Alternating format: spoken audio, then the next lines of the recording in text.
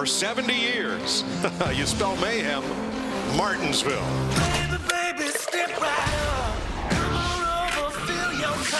It's a true test for the best. This can either be the funnest track or the most frustrating track. Bumping and grinding and pushing and shoving. Big time. They're all over each other. Holy smoly. This place is tough. That's as good as it gets, isn't it? It sure is. What a wonderful little speed plant this is. It's Monster Energy NASCAR Cup Series racing at the Paperclip, the half-mile Martinsville Speedway in Virginia. NASCAR's tightest, shortest speedway that the Cup cars race on. And Martin Truex Jr. starts from the pole. Qualifying did not happen due to rain, so the field lines up due to the car owner point standings. Truex, Kyle Busch the front row, Logano Keselowski, Blaney Hamlin, and all the way back through this 38-car field. You'll see the starting lineup on the left of your screen. What do you say we dial up Brad Keselowski starting fourth today? Hey Brad, this is Jeff up in the FS1 booth. You got me? Yes, sir. Well, man, your numbers here in the performance lately has been really impressive. So I feel like you're the right guy to ask this. You know, I'm curious, what can a driver do to stay on top of the changing track conditions that you're about to deal with once you get green? I think just good communication with your team and, you know, them telling you what's going on that you might not see and what you're feeling, being able to communicate that back to the crew chief so they can make the right adjustments. It's, you know, Jeff, you've had a lot of success here, too. It's a big dynamic between the start and end of this race and what you need to go fast. So I got a good team, and I feel like they can make it happen. Well, how about the patience level right now? This is a long race. You're going to be starting on the outside. We know how important it is to get down to that inside lane, especially later on some of these restarts. So how much patience can you have right now? Can you afford to lose some spots if you get stuck in that outside lane? Yeah, I think so. You got that competition yellow, and 500 laps is a long ways here. And this is a car where the aerodynamics, or a track where the aerodynamics don't seem to be quite as critical. So you got a good car and good technique as a driver. You'll work your way back up there on those long runs. Well, we're looking forward to all you guys going to battle here. So have some fun. Thanks for talking to us. Thanks, buddy. Have going up there in the booth. Appreciate everybody tuning in on a Monday. Brad Keselowski will start fourth. That competition caution he mentioned will happen at lap 50. Back down to pit road, Matt Yoakum. Mike, the 42 team planned ahead this weekend to simulate Martinsville's challenging pit road with banking in the corners and lack of vision, looking for the cars to come around the corner. Ganassi coach Sean Pete, he planned ahead. He had his squad practice in their parking lot at the shop. They found a bank corner. Even a minivan in a Winnebago helped to adjust timing for their jumps off the wall because they couldn't see the car coming around the corner. Pete made several adjustments due to that practice, and it certainly should pay off here today. Jamie Little? Well, as a five-time winner here, Denny Hamlin's always a good bet when you come to Martinsville. But in final practice on Saturday, they were much slower than expected, 18th on the board. I talked to his crew chief, Mike Wheeler, and he told me they had to throw all kinds of changes, that it actually reverted back to a setup, the baseline from 2 years ago. He also told me the key for today, don't over-adjust early. Be patient and don't speed on pit road. Vince Welch? Well, when you haven't won since 2012, you're not often spoken of as a favorite. But Clint Bowyer has been among the best this week here at Martinsville. He's been runner-up here before. He was top 10 in both races last year, and Clint told me this is the best car he's ever had coming into the race at Martinsville. That 190 race drought, oh, how sweet it would be if it could come to an end today. Larry? Yeah, let's take a look at our race analysis for our first short track race of 2018. We're going to go 500 laps, 263 miles. The first two stages, 130 laps apiece. The final stage, 240 laps. Pit road speed 30. The fuel window is 150 to 160. We will have a competition cost at lap 50.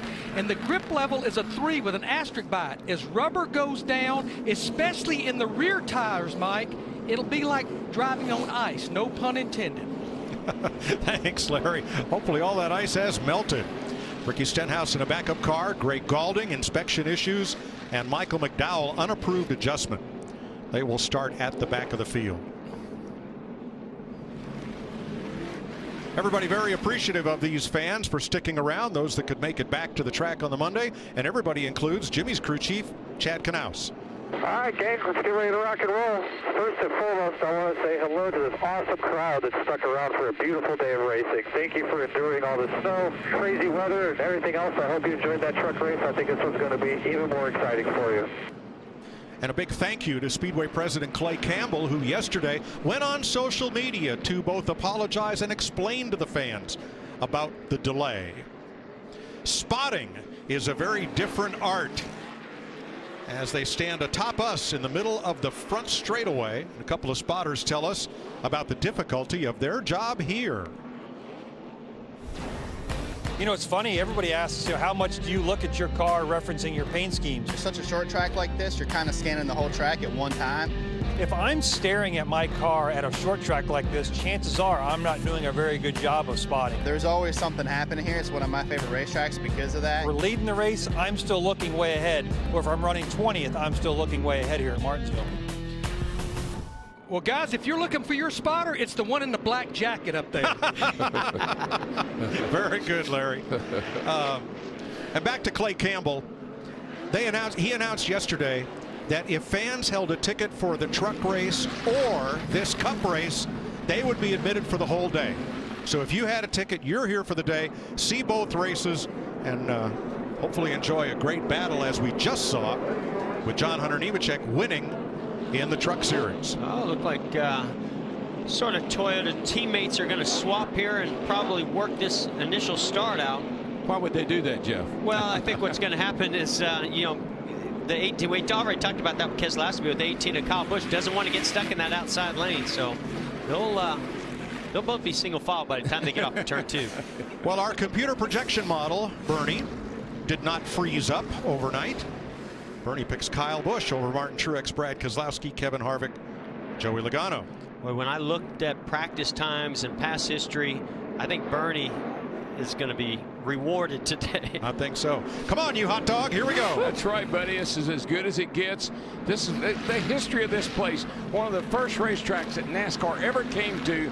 One of the most exciting races you're going to see all year. We're coming down here to get the green flag. The green flag's in the air. Boogity, boogity, boogity. And as Mike said, let's go racing, hot dogs.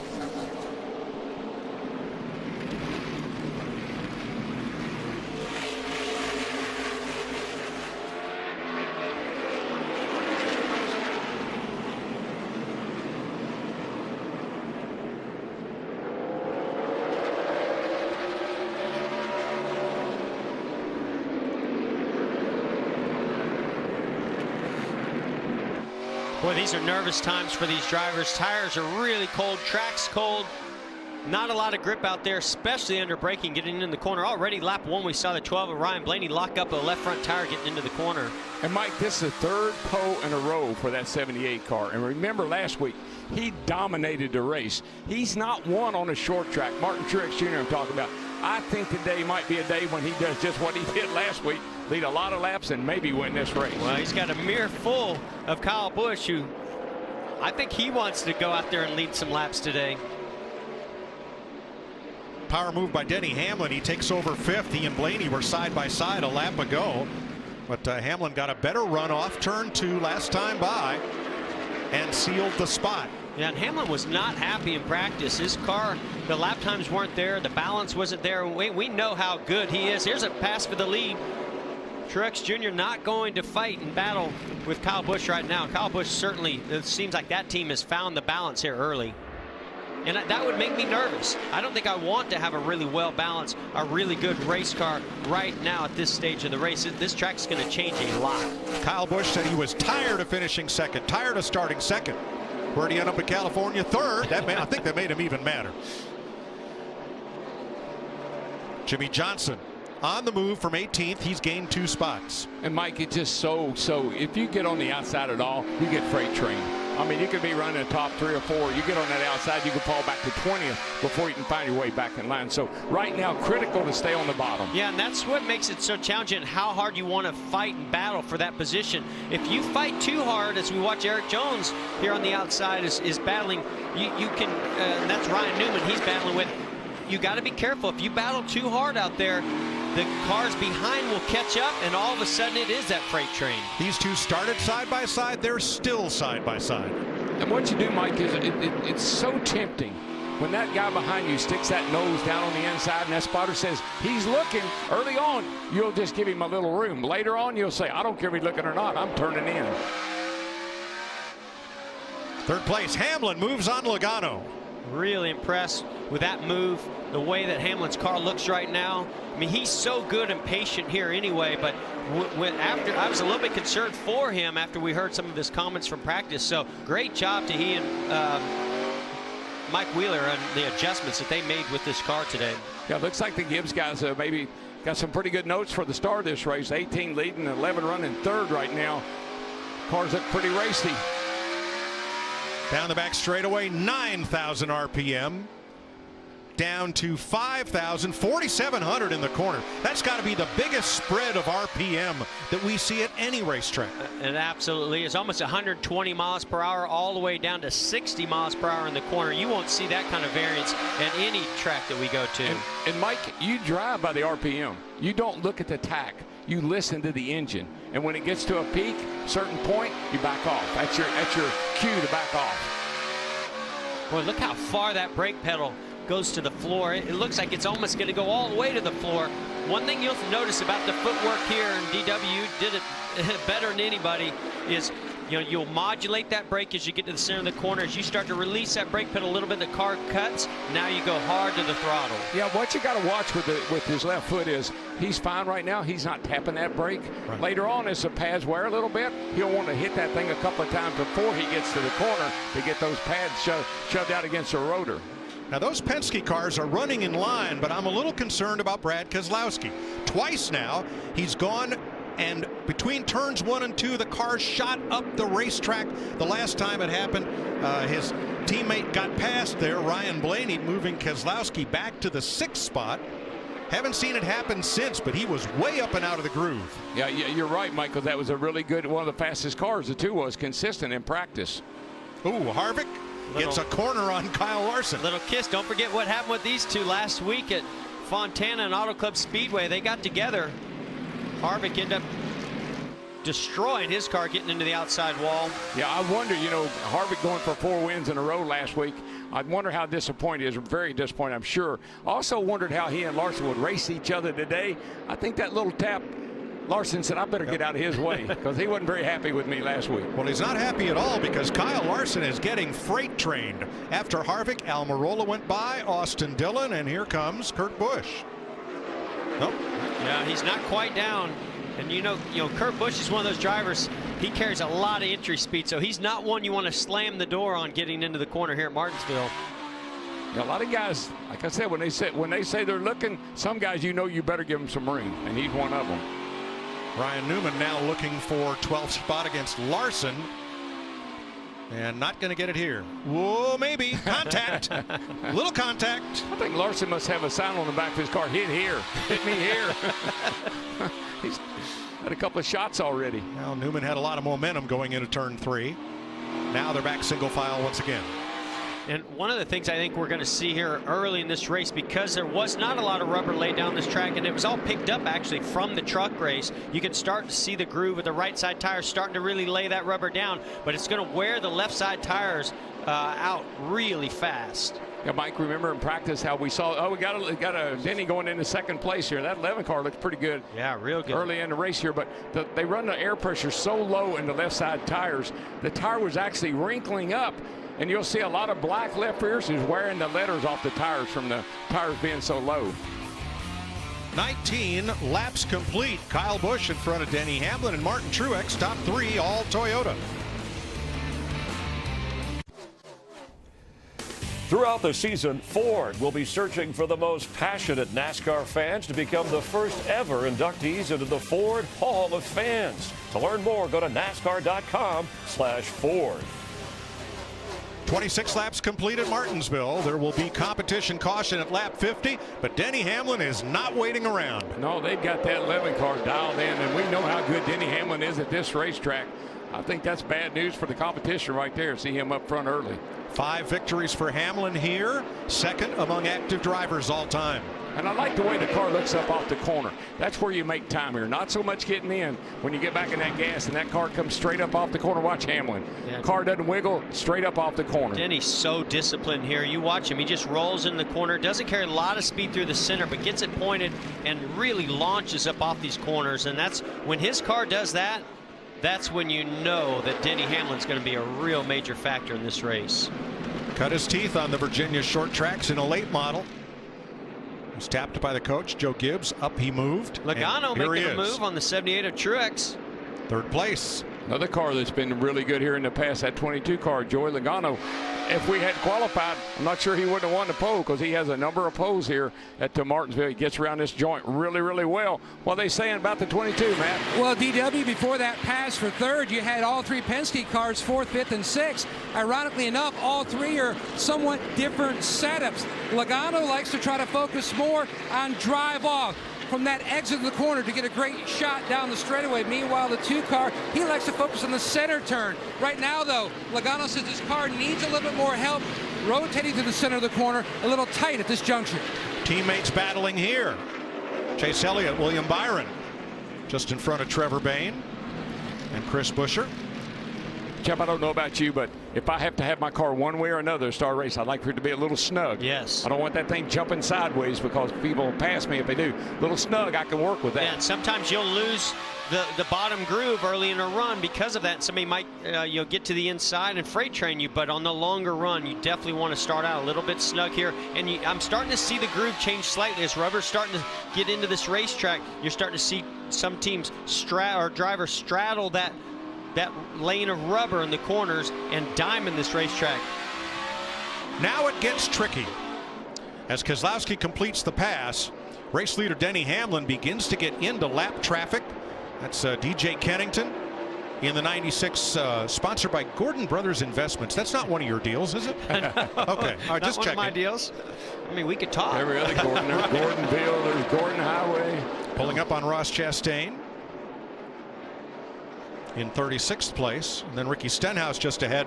Remember, Stenhouse is in a backup car after a practice crash and has had no practice in that car.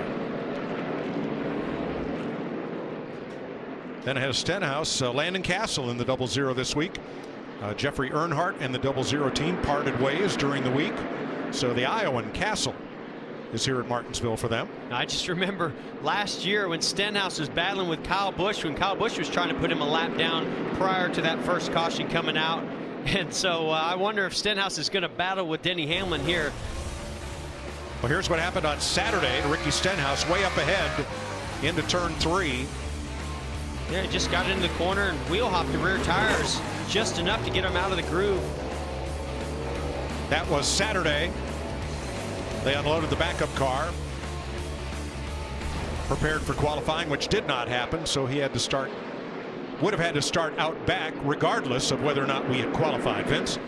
Well, and you've got to be patient when you start from the back. And you know, that wheel hop is something that Ricky said in previous years they've had some issues with, but not at all last year. So he was definitely caught out by it in practice. And as you guys saw, the end result was that wall contact and going to the backup. But patience is the key over the 500 miles or the 500 laps. And remember, competition caution coming at lap 50, an opportunity to work on that car. A lot of teams asking for rear grip.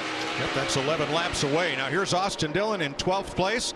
4th best average finish over recent races here at this racetrack. But is there difficulty today, Jamie? Yeah, it's interesting. Some radio issues early on for the 3 team. They're having a hard time hearing them, and they just told him, Austin, if you hear us, wave your hand out to Justin. They're saying Justin Alexander, his crew chief, to let us know. So they might have to make an adjustment on this stop and swap out some radios. Wow. Now, Mike, that's something that when the car's set overnight or for a period of time, a lot of moisture gets in a lot of systems in the car. I know we're in the trailers with the heat on, kept the cars pretty warm, but those are things that you deal with after the cars have been covered up and setting for a while. Sometimes that moisture will get in there and mess up something. This is Ryan Newman's car. Talk about brake heat. Plenty of it. Wow. I mean, that is incredible. It never stops glowing, even down the straightaway. I think what's interesting is how little the car travels.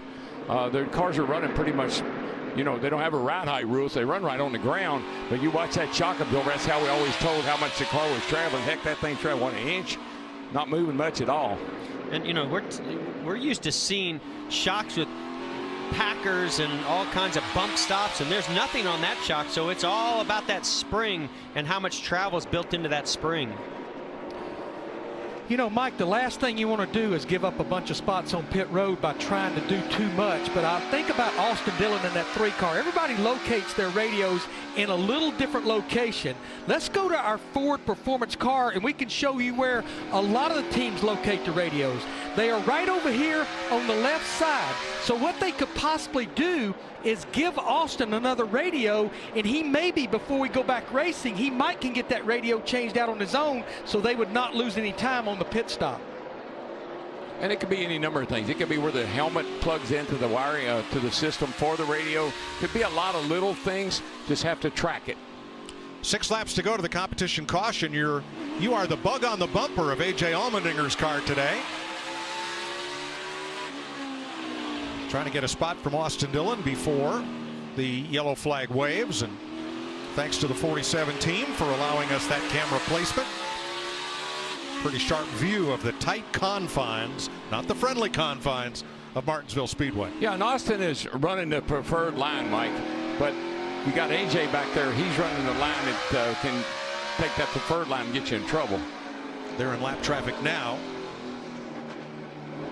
And Brad Keselowski goes to 3rd, passing teammate Joey Logano. Yeah, all these positions are critical right now because they know they're getting ready to get a caution. They're going to be coming down pit road, putting 4 tires on. So a cleaner in and out of your pit stall is going to not only make up time, you know, now on the track if you can make that pass, but it'll make up time on pit road. I saw Brad wave thanking, thank you for the pass.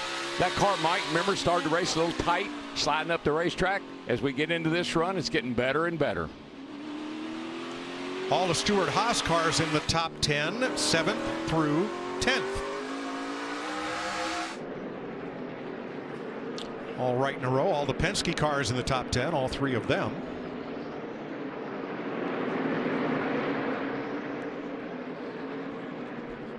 And in 2 laps, we'll have that competition caution.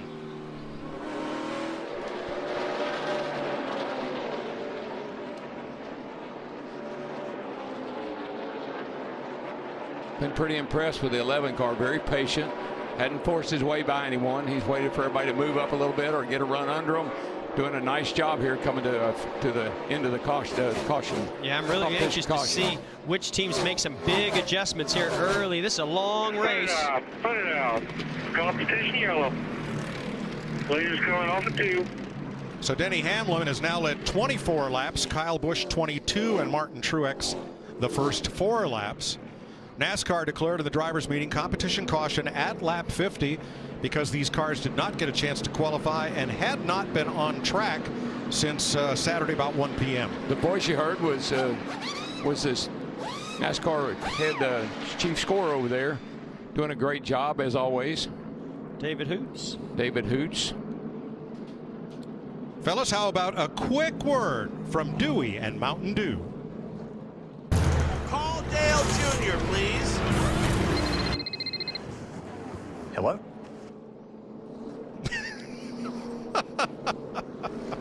Stay tuned and find out more. Man, maybe. That was a quick word. Yeah, I can't wait to see what comes next.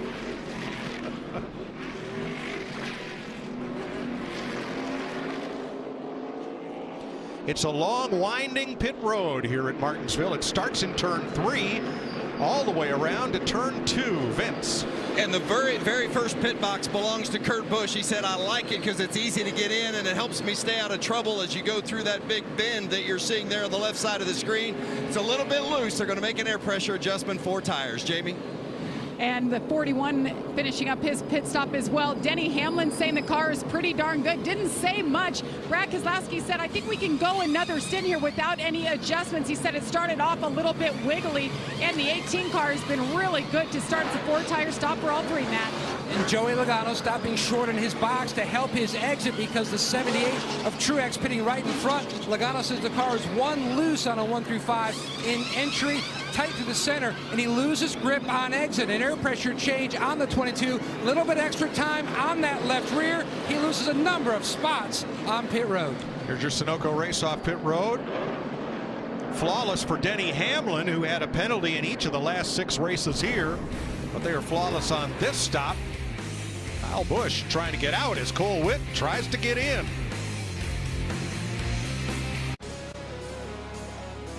Welcome back to Martinsville. 54 laps complete. Little difficulty on pit stops here for Stewart-Haas. Ouch. Eric Almirola coming out into Kevin Harvick. Penalties. Eric Almirola too fast entering pit road.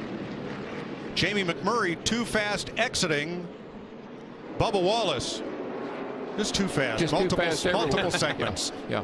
I think the 10 car was going to have to come back in anyway. Well, I don't know if he did. DW, did he come in?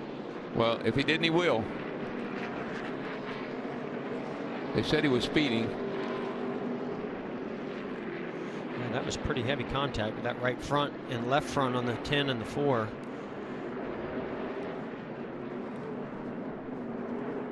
.75 laps to go in stage 1.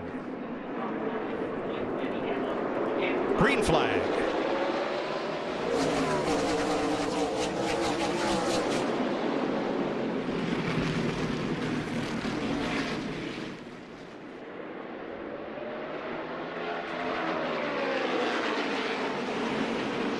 Another great execution on that restart of working together as teammates.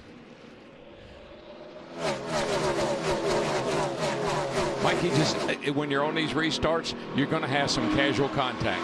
You're going to bump somebody in the front, the side, the rear. They're going to bump you. You just got to keep you cool. Now you can see a little bit of damage to that left front from the contact with the Tim of Almirola, and it is smoking just a little bit. We did hear the 10 did come back down pit road and made a fender clearance. And Harvick and Truex got together a lap or 2 ago. Had a little more contact. Matt?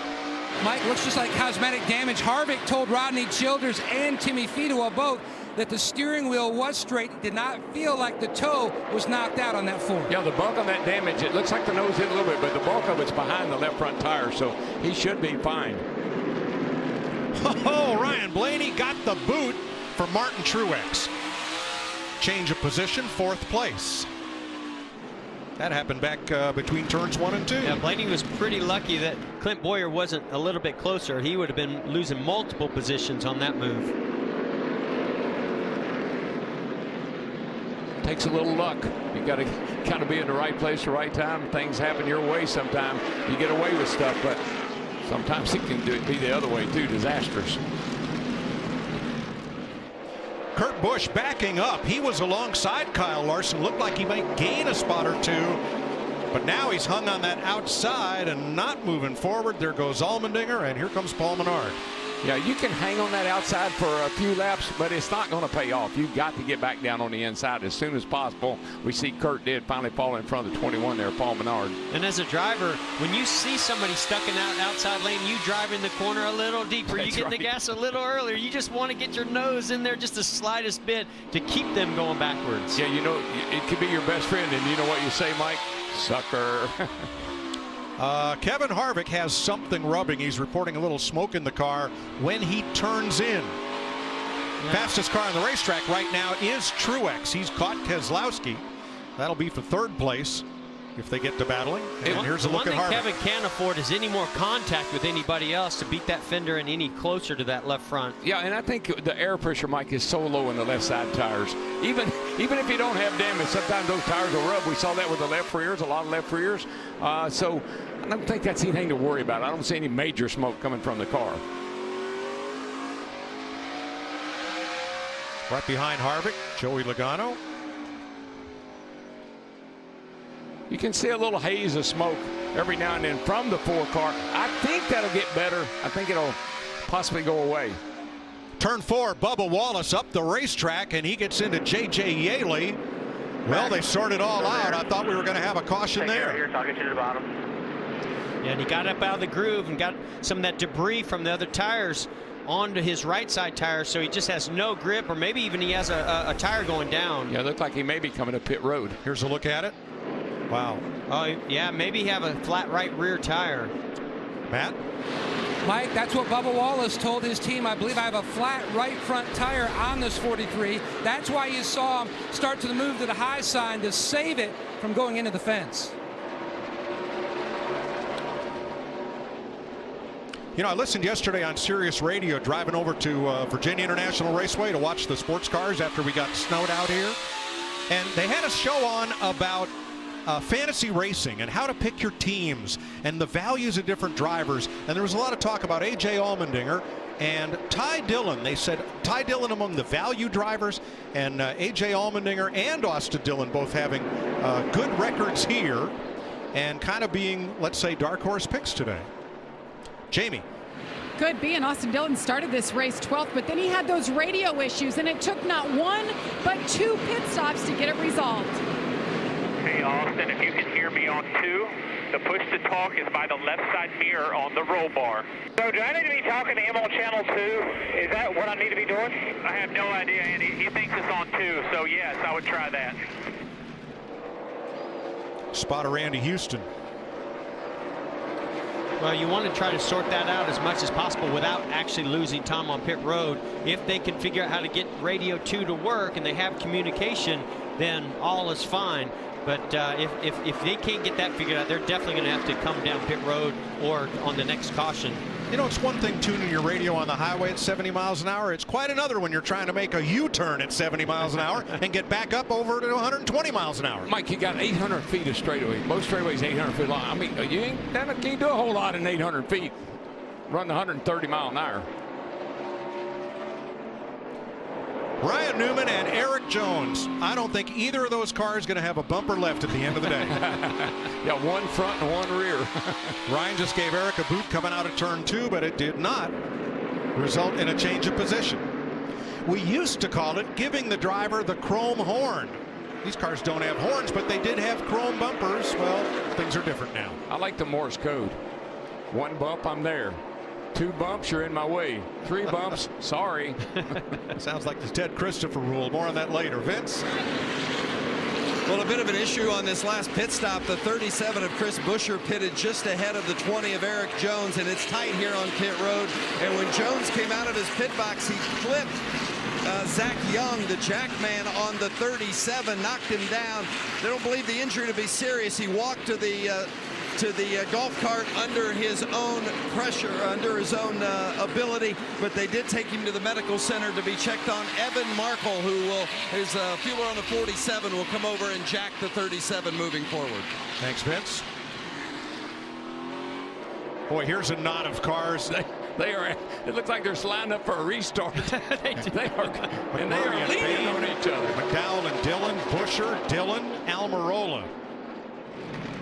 And nobody's giving an inch. Well, I thought Ty Dillon was going to give a little bit there, and then his brother had other ideas. Drove in there and got in the left rear. Oh, no, that's tough if you're Chris Buescher. Yep. That's what you say. No, I don't think that'll work. Well, maybe no, that ain't going to work either. Track's just not wide enough for every place they want to race, is it? 76 laps complete. Denny Hamlin out front by nearly half a second. Here's a race recap presented by Ready Player One, in theaters March 29th. Snow on the road means a lot of slip sliding around. Well, they got the snow gone, but there's still been a lot of action in the very close confines of Martinsville and a good bit of contact. At 28 feet wide, it's one of the narrowest pit roads in NASCAR. Second, side by side, here comes Keselowski. Yeah, he just sailed that thing down in the 3rd turn, got under the 18, and I think he's going to get the position. Yeah, we've seen these two go to battle here at Martinsville. I mean, when I think of the two that have been so good here in recent years, it's those two on the screen right there, Brad Keselowski and Kyle Busch. We saw Brad Keselowski in this race a year ago just stalk Kyle Busch lap after lap after lap, finally able to make that move and win this race a year ago. I really like the way that 2-car looks. I know he started ragged because he was a little too tight, I think, but I think the track has really come to his liking in the car, and that car is moving up through the field. And mirroring his performance is this one. Yeah, Ryan Blaney. That's right really impressive. This is such a tough racetrack for younger drivers with not a lot of experience. And Ryan Blaney has been so impressive, not just this season and last season even, but this season since he's moved over to Penske. I've been so impressed with the consistency, the fight that he had last week to get back into the top 10 after having some issues, and now here at one of the toughest racetracks, battling with Kyle Busch, one of the best there is here at Martinsville. See, one thing I like about Blaney, he's going to get better. I don't think he certainly hadn't peaked. He's getting improving every race, improving every year, and he's going to get better, so he's got a great future ahead of him. Matt? Used to come up here as a kid to watch his father Dave run for Bill Davis in that 12 car. Now remember, the core group on this 12 were on the 21 last year when they finished 8th last fall. Blaney was saying the car a little bit better on initial takeoff, came to him much faster, but still struggling with a little bit of forward bite, making that pass though on the 18. Restarted 4th, now 3rd for Blaney. Teammate Keselowski restarted 3rd, now 2nd. Speaking of the 21 of the Wood brothers from nearby Stewart, Virginia, Paul Menard in 13th, locked in a battle with Kyle Larson and Eric Jones. Boy, I think a guy that I expect a little bit more out of early in this race, that 42 of Kyle Larson, he's just been kind of hanging on. He's taking a lot of shots from different people. Paul Menard here getting ready to close in on his back bumper as well, if there's any back bumper left on that 42 car. I remember a year ago he started on the pole because this qualifying session was rained out a year ago. He was the points leader at that time. He was able to get out front, lead a lot of laps, but he didn't have that long run speed. Was really wearing the left rear tire out, and we're seeing some more of that today. Yeah, I think we saw that. You're right, last year in the race, and that's how come the 2 car was able to stalk him like he did and eventually get by him and win the race. So you're right. 5th place, Clint Bowyer is caught up to Martin Truex. Yeah, Clint's just steadily marching his way forward. I like the way this car rolls through the center of the corner. He's running much lower than anybody else. Gives Martin Truex Jr. a little nudge. That was that first, what did you call that? That first one is I'm here. Yeah. And that's all it took for Martin Truex. I heard that from Dick Trickle back in the day. Oh, yeah. And then the great modified star that we lost last year in a plane crash, Ted Christopher. 3-tap rule. The third tap, you're going around. In fact, Kevin Harvick has donated an award up at Ted's home track, Stafford Speedway, every week for lap 13 and the 13th place finisher in Christopher's memory as Harvick continues to give back to the short tracks. Good for him. A.J. Allmendinger. 8th place, Vince. Yeah, this has historically been one of his best tracks. 6 top 10s, a couple of runner-up finishes. He's up 17 positions. Started 25th, he's up to 8th. And this is a big weekend for AJ and his sponsor, Kroger. They teamed up here in Martinsville to provide food for the underfed here in this area. It's part of Kroger's initiative, Zero Hunger, Zero Waste. The event was in conjunction with the Salvation Army. Another example of these NASCAR teams doing good in the markets they visit. Love to see him out there as we try to rebuild this fan base one fan at a time through driver interaction. Kevin Harvick just interacted with Martin Truex. Yeah, that damage he got on pit road has certainly not hurt his car. He's talking about it smoking a little bit. I think that went away with the pressures coming up. That car looks really good. One of the best cars here in practice when we had practice. Kevin Harvick working his way toward the front. And unfortunately, one of those that's fading is Martin Truex Jr. I think that they're really having some tough time keeping the rear grip in those tires over the long run. Hey, traffic. Cole Witt right in front of the race leader. Matt DiBenedetto right in front of him. Brad Keselowski closing in.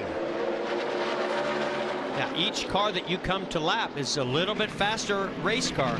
Gets a little bit tougher to put them a lap down, and those drivers are going to fight as hard as they can to stay on the lead lap. If they can possibly do that, that pays dividends later, and plus they've got their race. They're racing for position, like Cole Witt with Matt DiBenedetto, so he doesn't want to give an inch even though these are the leaders. Yeah, you don't want to get up off the bottom. You know if you do, you might lose more than 1 or 2 spots, so you fight to stay on that bottom, even if it's a leader behind you. Danny, a little better drive off the corner than Brad. They pull up on DiBenedetto. Mike, that's his classic Denny Hamlin. I watch him year after year. He doesn't drive the corner. He doesn't drive in the corner real hard. But when he gets center corner off, that car accelerates straight up off a corner. And that will make it really difficult for the two of Brad Keselowski to actually complete that pass. Jamie? Yeah, what a weekend it's been for Denny Hamlin. As you talked about, Jeff, I talked about, he was not very good in final practice. His crew chief, Mike Wheeler, said they went back to an old setup, a baseline from 2 years ago, but it happened to be what the 18 ran here and won with in the fall, and they liked it. Now they're better than the 18. On that last stop, though, they just made an air pressure adjustment. Denny's been happy with it. Denny Hamlin's led 74 of 102 laps so far in Martinsville. We're under green, so we're going to take you side by side. Experience Talladega Superspeedway differently this year with the Kids VIP experience. Your kids can go behind the scenes, take a hot lap, a guided garage tour, or pose for a photo in Victory Lane. This is more than a race. This is Talladega. This is power. This is tradition. This is Talladega. The biggest party in NASCAR returns April 27th through 29th. Spring is coming. Enjoy the season with a great deal on a new Toyota. Like low APR financing on the technology-loaded Corolla, the adventurous RAV4, the rugged Tundra, and more. I'm rebuilding the deck? Yep. Okay. Right now, start your spring with great savings on an incredible selection of our most popular models. Offers end April 2nd. For great deals on other Toyotas, visit Toyota.com. Ready, set, go get your Toyota today. Toyota, let's go places. My burger goes best with mustard. Ketchup and mustard. Grass-fed beef. No, corn-fed. On the grill. Now, flat top. Iceberg lettuce. Nah, arugula. Jalapeno. No way. Avocado, dude. Medium rare. Gotta be well done. Brioche. Sesame seed. American cheese. Cheddar. Can I have a turkey burger? What? Turkeys are for Thanksgiving, man. I like my burger with the Coke. I'll agree to that. Strictly with a Coke. Only with the Coke. Coke and a burger. Come on. All right. That's where you get the flavor.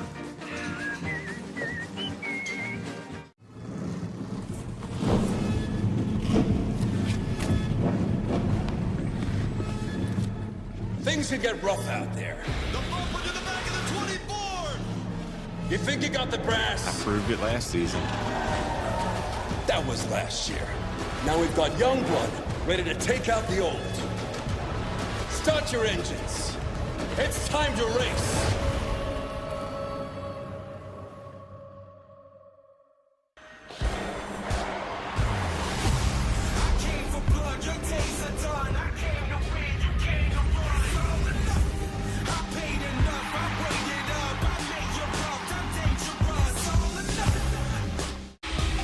This season, who will rise to the top?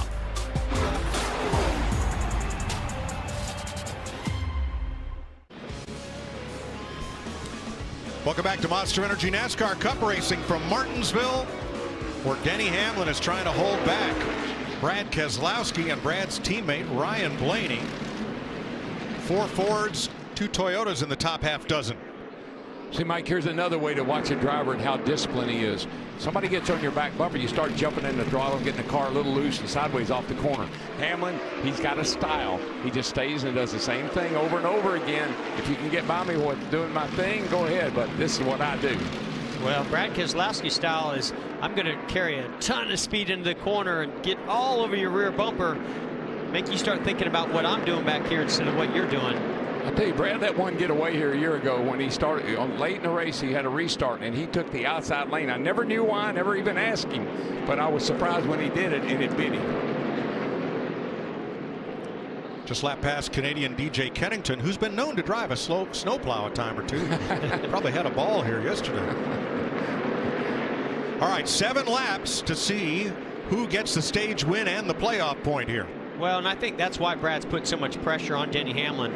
You know, he knows how important those playoff points were for Martin Truex Jr. last year, and he wants to get every one of them he can possibly get. You ever driven a snowplow? No, I haven't. It's easy. You just line up the left side and listen for the right. I'm driven a lot of dump trucks, but not a lot of snowplows. Some of them on a racetrack. That's right.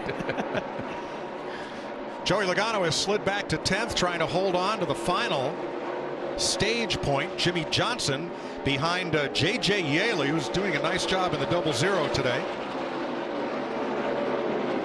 Or Landon Castle, rather, in the 0-0.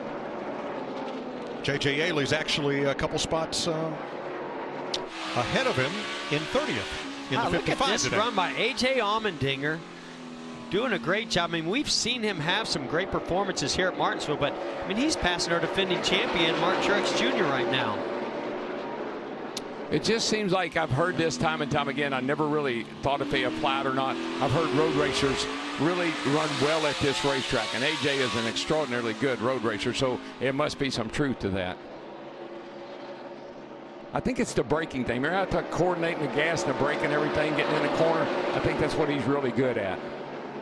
Yeah, trying to get these big, heavy, high-powered stock cars slowed down at this paperclip. It does remind me of a road course. I think of like a turn 11 at Sonoma, minus the downshifting, but the way you set the nose and get on the brakes and then modulate that brake as you get to the center of the corner, it really is like braking on a road course. Vince? You know, the A.J. Allmendinger you guys were talking about, road course, that's where he has his only career win. Go back to Watkins Glen, and they really need the kind of run they're having today. Only one top 20 finish this season. A.J. loved the car the first run, said it's a little loose in and loose off with some tightness in the center right now, but otherwise pretty good as you see the challenge for the lead. Well, his teammates just ahead of the two leaders, Chris Buescher.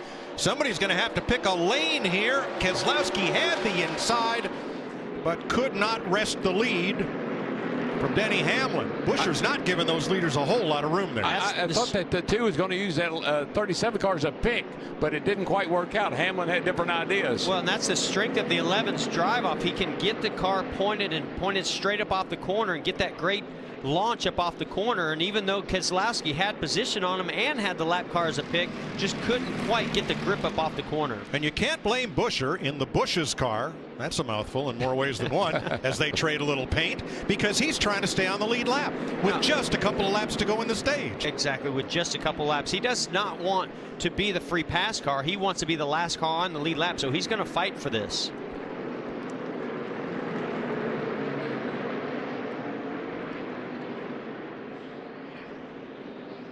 So Buescher does go a lap down with 8 to go in the stage. Now Keselowski moves underneath. Austin Dillon, the next car ahead. Mike, it just shows how hard it is to pass. Even if a car that you're trying to get around, you're quicker than they are, you've got to get them set up and get them in the right spot to get by. 9th place here. Logano underneath Truex. And here comes Johnson. Matt? Mike, in the run of the competition caution, Truex dropped from 1st to 5th. They made an air pressure change because he was losing so much time on corner exit because the car was so free. It hasn't improved. Now it's horrible, he says. It's on the splitter, and he's just spinning those tires on exit. Wow. But, you know, that's kind of good news. You did something. You went the wrong way. We'll undo it, and we'll be back where we were. So that maybe that's not such a bad thing for them for later in the day. Wow, Denny Hamlin's got some work to do to get through this traffic in the final 5 laps of stage 1. Last playoff point at stake, or rather last point in the stage at stake on the right of your screen. But I'm telling you, there's 3 or 4 cars right there that would all like to win this stage if they could. Levin's got his hands full with the 2 and the 12. The 12's looking in here to see if he can get be a player. Yeah, Blaney's keeping an eye on these 2 guys. If they make contact or get messing around here, he could go right by him and steal that playoff point. And Austin Dillon's not that much slower than the leaders. He's got to give ground, though, with the passing flag out for the number 3. I think Brad, though, is using a lot of good judgment here, Mike. I mean, we're just talking about a stage win. We got a long way to go in this race. Don't tear the front end up, knock the car out, or make Denny Hamlin mad at this point. And got again, a long way to go. And as we just saw, Hamlin's got really good drive off the corner even this late in the run. But it sure is fun to watch. These stage, having these stage breaks.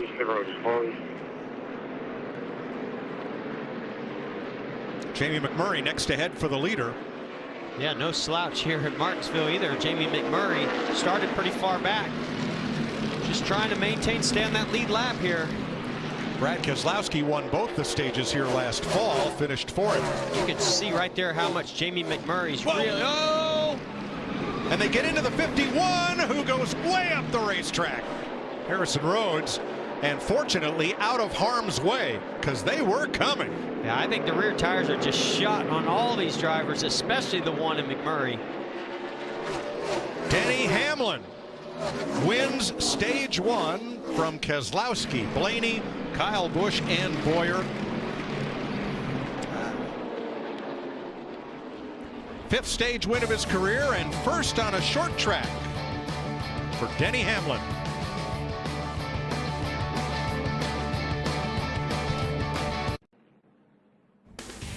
Chevy, the most awarded and fastest growing brand the last 4 years overall. 133 laps complete. Austin Dillon has made a stop for radio issues before pit road was opened. Bubba Wallace went to the garage to replace, I believe, a sway bar link that had become damaged when he cut down that tire earlier. He's now back out on the racetrack, and pit road should open this time around. Earlier, a crewman was injured on Chris Buescher's car, and there is no vehicle tunnel at Martinsville Speedway. There is now a walk-through tunnel, but to take that crewman for treatment at a local hospital, they have opened the crossover gate at turn 4. That's why pit road is still closed.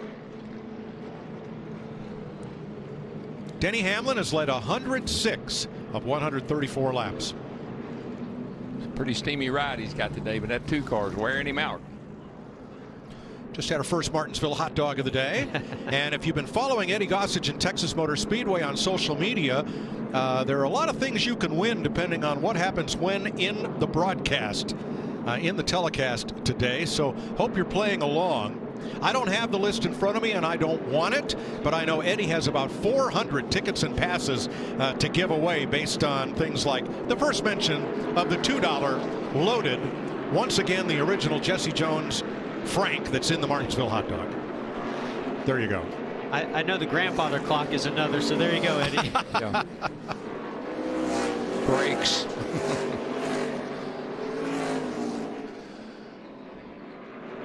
Pit road is now open. Here's Vince. Well, 3 Stewart-Haas cars are in the top 10. The best of them is Clint Bowyer pitting from the 5th position. They're pretty good. He said, I just need a little bit better drive off with that right rear.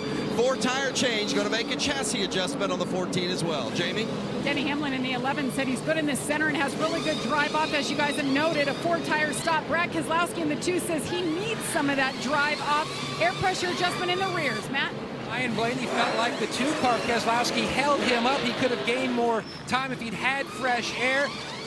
Very subtle change air pressure wise on that 12 car. Just a tick free on exit. And here comes Ryan Blaney. Wow.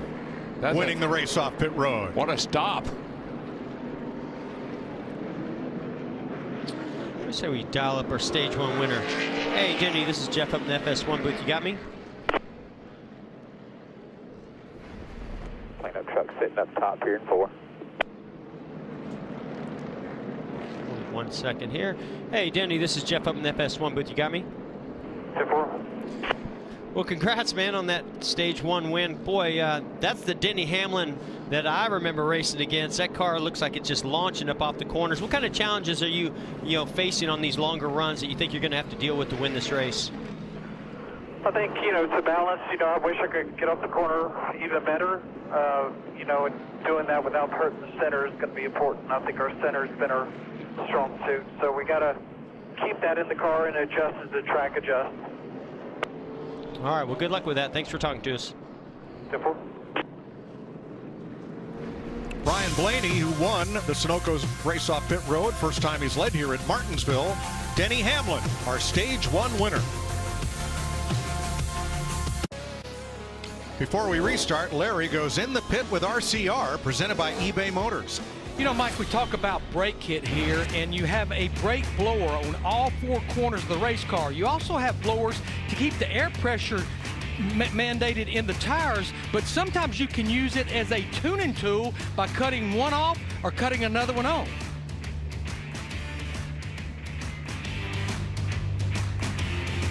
Though the season takes us coast to coast, I'm always just one click away from the parts I need with eBay Motors. Yeah, for example, if the car is loose, you can cut that right front tire blower off and then let that air pressure come up and tighten that car up. So not only to keep the tires cool, but to help the handling of the race car as well, Mike. Thanks, Larry. On the restart, Ryan Blaney. Denny Hamlin take the green with Keselowski and Kyle Busch right behind them. Well, this could get pretty interesting here. Both Joe Gibbs Racing teammates on the outside. Boy, look at the job Hamlin's doing, trying to get that lead from Ryan Blaney. That launch off the corner that Denny talked about and we've observed. Wow, that was impressive. That really helps him so much, whether he's on the inside or the outside. He can just get back to the gas a little quicker, get a little advantage. What impressed me so much about that is typically if you have a car that drives off the corner good, you're really tight in the center. But yet he was able to get a turn, but Blaney's not giving up. No. Hamlin could not come down in turn 3. Blaney was there. So Blaney's good on entry. Hamlin's good on exit. See, Mike, that's what I love about a young guy like Blaney. He will fight you every lap of this race. He's there this time. Now who's got the drive off? Drag race. Well, and that's what impressed me so much about Hamlin. I thought on the outside lane, I didn't think he could get the car rotated and have that drive off at the same time. But he showed he really had it. Right there in 1 and 2, Hamlin rolled the corner better.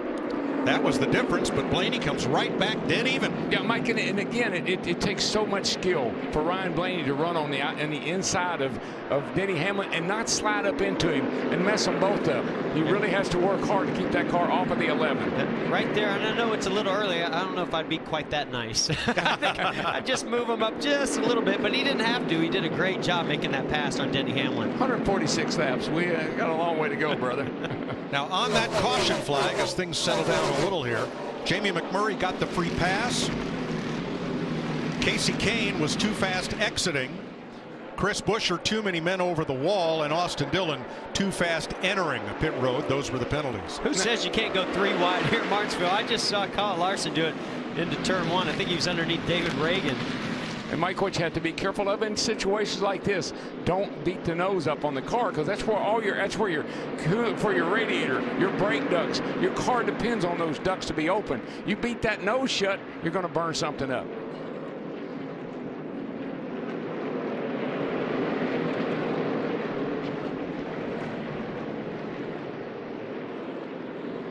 Ooh, quite a battle going on here with Alex Bowman and Kyle Larson.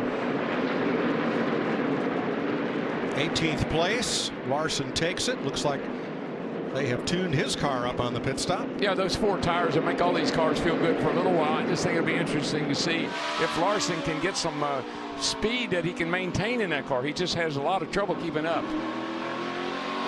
And something else we're going to be following is can Mark Truex Jr. and Cole Pearn, can they make some adjustments? It's hard to make the adjustments and make those rear tires last longer. You can do a little bit as a driver, a little bit with air pressure, some other minor adjustments. But if you don't have the rear drive that's holding those tires on for the long runs, boy, that makes for a tough, long day here at Martinsville. And Mike, you won't believe this. It's something that blows my mind. You know how much air they run in the left rear tire when they go out of the pit? 8-9 pounds. That's why they're all wrinkled. Those sidewalls are so wrinkled because there's no air in that tire to start a run. It builds up. It probably builds up to what?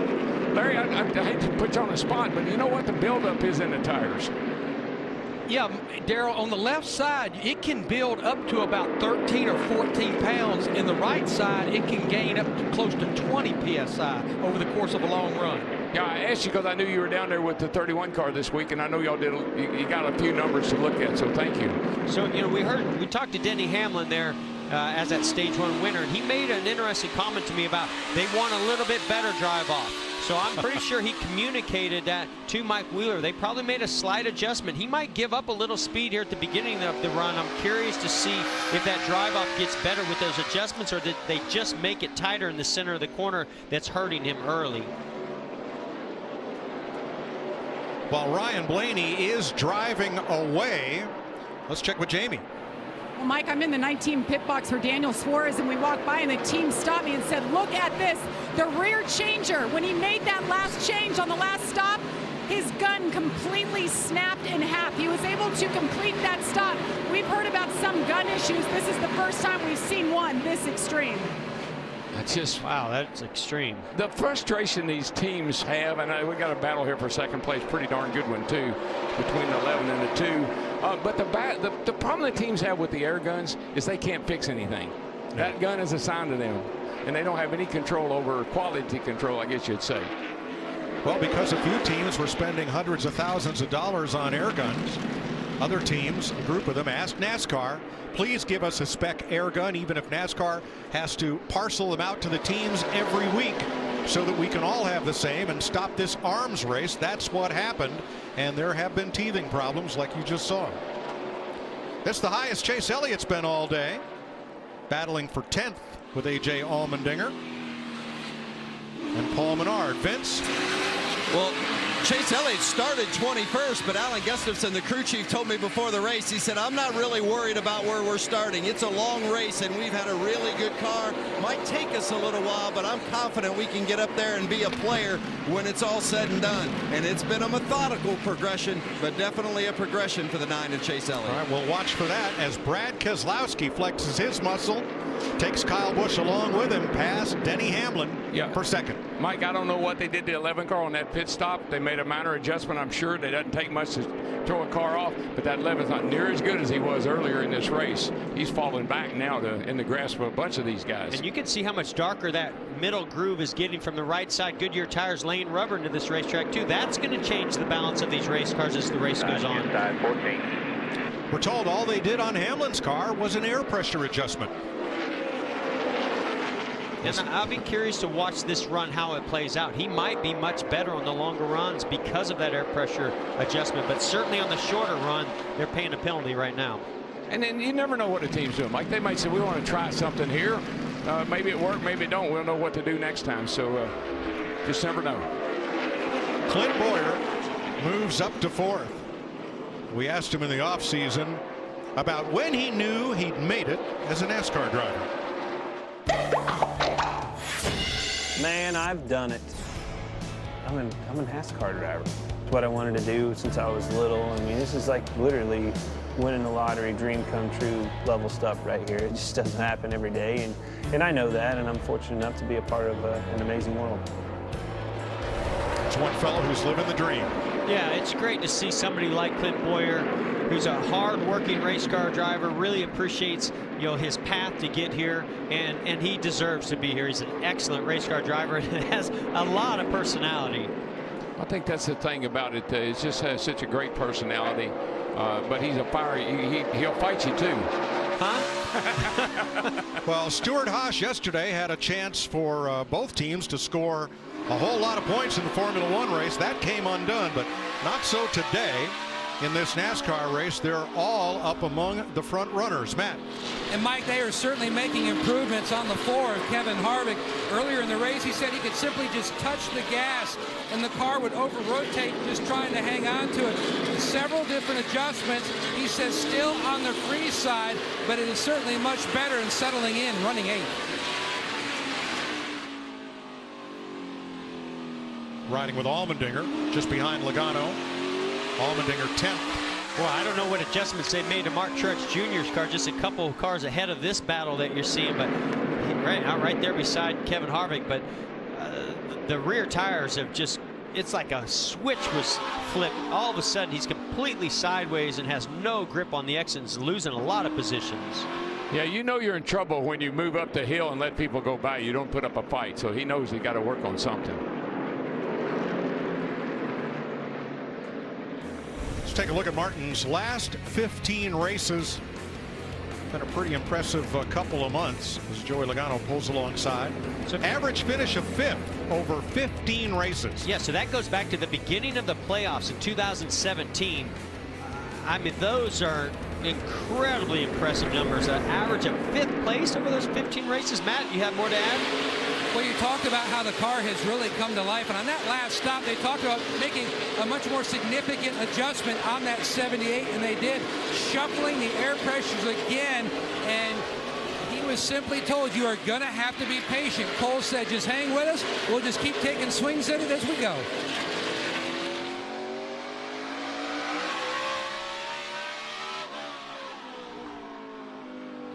Ryan Blaney has now led 30 laps. First time he's ever led at Martinsville. He's going to make it memorable.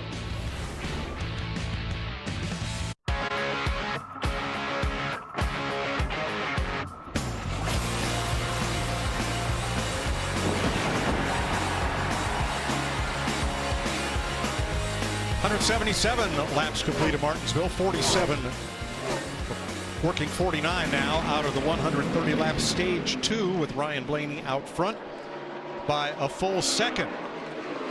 Martin Truex Jr. having issues, and A.J. Allmendinger got a piece of him while we were in break here. Well, as if his car wasn't loose enough, this didn't help him out a whole lot. Looks like it really looks to me like A.J. maybe just drove into the corner a little deeper than he anticipated, because they were both up the racetrack. I think Truex was actually going to let him go. Ooh, that's for 9th place. And here's AJ's radio after that. I had to go. Yeah, 10-4, I hear you. From my view, everything looks good, Ernie. If anything, maybe like right below the right headlights where he hit the hardest if you look at pictures. Yeah, we're just looking at it. It's fine. Might be a little hole in the nose, which won't hurt nothing if we get out of that tire. Okay, I take it back. He was just ready to go. Well, but here's what so Martin's struggling with his car. So he's got his hands full with his car. And then here comes A.J. Allmendinger and runs into him. It's just one of those little things that set you off. It makes you lose your cool. And that's something you really got to work hard on here, is to keep your emotions in check. You can't fight every fight. Chase Elliott on the high side of Kyle Larson. Paul Menard right there.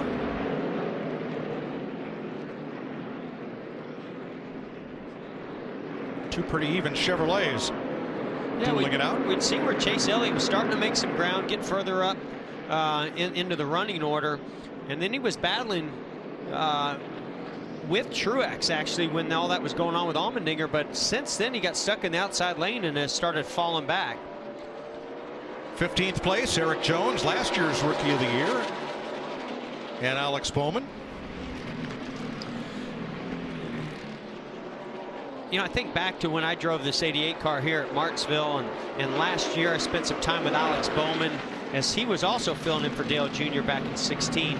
And one of the things that Alex does so well is drive the simulator. He was the designated simulator driver for Chevrolet before he took over this ride. And I went to the simulator and we made laps together here at Martinsville. I'm telling you, I don't know anybody makes as fast at lap times on the simulator as Alex Bowman does. Well, let's hear Alex's thoughts on racing Jeff Gordon on the simulator. I think the biggest difference between the simulator and the real Martinsville is the fact that it actually hurts when you hit the wall here. You know, you can get away with a lot in the simulator that you can't get away with at the real racetrack. A little over a year ago, ran head-to-head with Jeff Gordon in the simulator here, and went a little bit faster than him, but that was my job at the time, was to go faster than him. So I was just fighting for job security there. And he did a good job. That worked out. Yeah, that worked out. All right, Ryan Blaney 1.4 up on Brad Keselowski. Bowyer now in third, 2.2 back.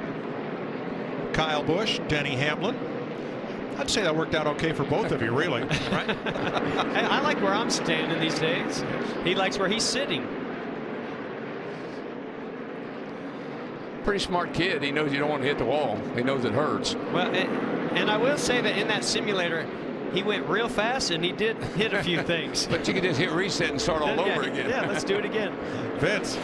Well, Bowman has spent a lot of time in the simulator, but he hasn't spent much time here at Martinsville itself. He hasn't raced here since 2015. This weekend, they showed up identical to the 9 and the 48 of Chase Elliott and Jimmy Johnson setup-wise, so Alex would have Chase and Jimmy to lean on, and they feel like it's been a pretty good weekend for him. Alex said that first run, he just needed more drive off. They made an air pressure adjustment, and he liked it better since then. Yeah, I think that Jimmy's running 11th right now, and Chase 14th, and the 88 15th. So they lack a little something. All right, Ryan Blaney continues to lead by 1.4 seconds. How about another quick word from Dewey and Mountain Dew? Wedge is a salad often on menus with Caesar and Waldorf. I am not even going to ask Larry Mack to react to that one. I have no reaction. At least he didn't say wedgie. So what's he want when he wants a wedge adjustment? More dressing? Good grief. Give that boy another Mountain Dew. More blue cheese crumbles. There you go. Matt? Mike, Jeremy Bowens told me that when you look at Ryan Blaney's steady progress here at Martinsville, dating back to their time with the Root Brothers, it's been very impressive. Ran up front last fall, finished top 10. He said he really noticed the difference when Ryan started having fun here. And you have to be able to adapt. And when you're having fun mentally, it's all about the approach that you have here. And that's certainly why he is starting to yard the competition. He also mentioned Eddie Gossage's promotion. If you're a Ryan Blaney fan, you don't want to see one of those, which is the first time the race leader is spun out.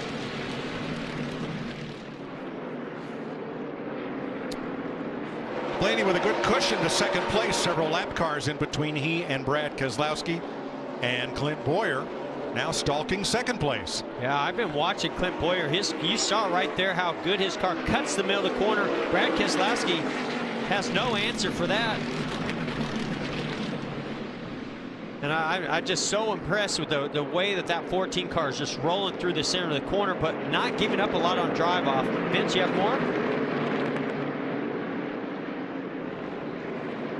Here, they felt like this was the best car that they've ever had here at Martinsville, and Clint was in a very good mood before the race, very optimistic about what they had today. And I think the biggest thing, if you look at the big picture of their season, they've really taken a step forward. It's the second year working with crew chief Mike Beger-Ravitch. They understand one another a little bit better. They have a better notebook together, and they believe this is the year they're going to make a significant step forward. And they've certainly been off to a good start this season, but by far and away their best effort here today. Oh, yeah, those Stewart-Haas cars, I mean, from the beginning of the season, they've been the guys to beat just about every week up until last week. So, yeah, he's in a great spot right now. Yeah, and that last lap, he was even with our leader's lap time of Ryan Blaney. We're a little more than halfway through stage 2. There's the Stewart-Haas running order. And you know what I like, Mike? I haven't heard anybody talk about aero. Aero push. No aero push, no aero anything. Maybe at Texas in 2 weeks. We'll see. Coming up on 200 laps at Martinsville, and Ryan Blaney is extending his lead. It's now a little over 2 seconds over Clint Bowyer.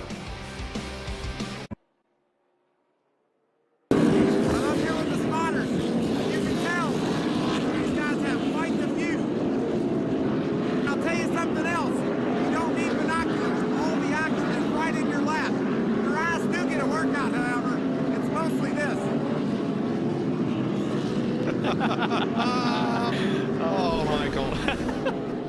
You know, that's the great thing about coming to Martinsville. It's like going to Fenway Park or Wrigley Field or Lambeau Field. All the action is right in front of you. Welcome back to Monster Energy NASCAR Cup Series racing for Martinsville. 207 of 500 laps complete.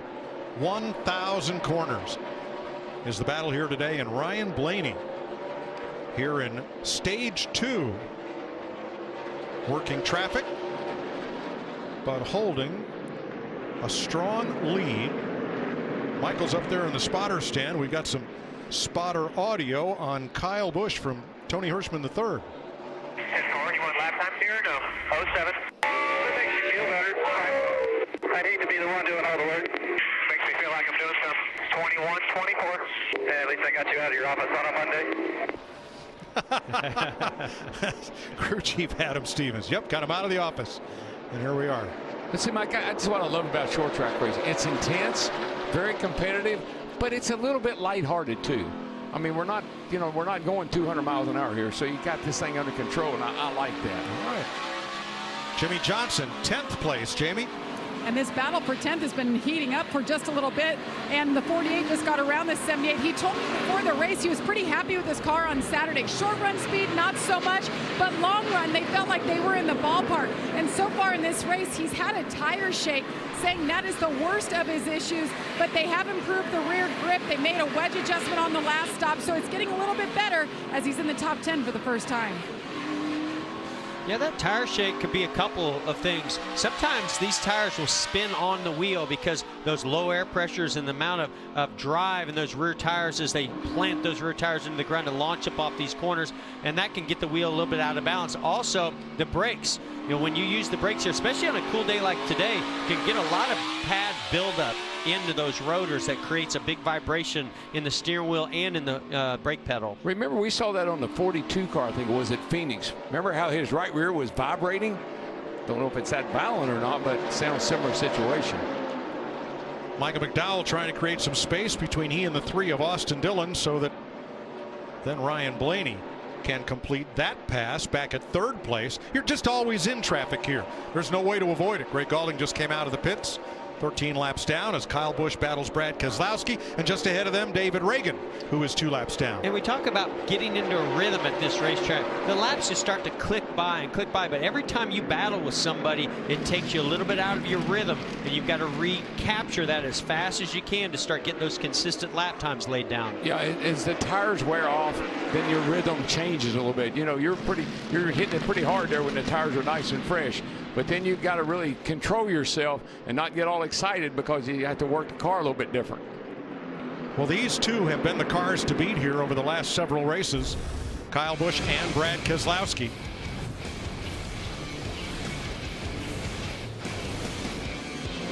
First, second, fifth, and first and fourth.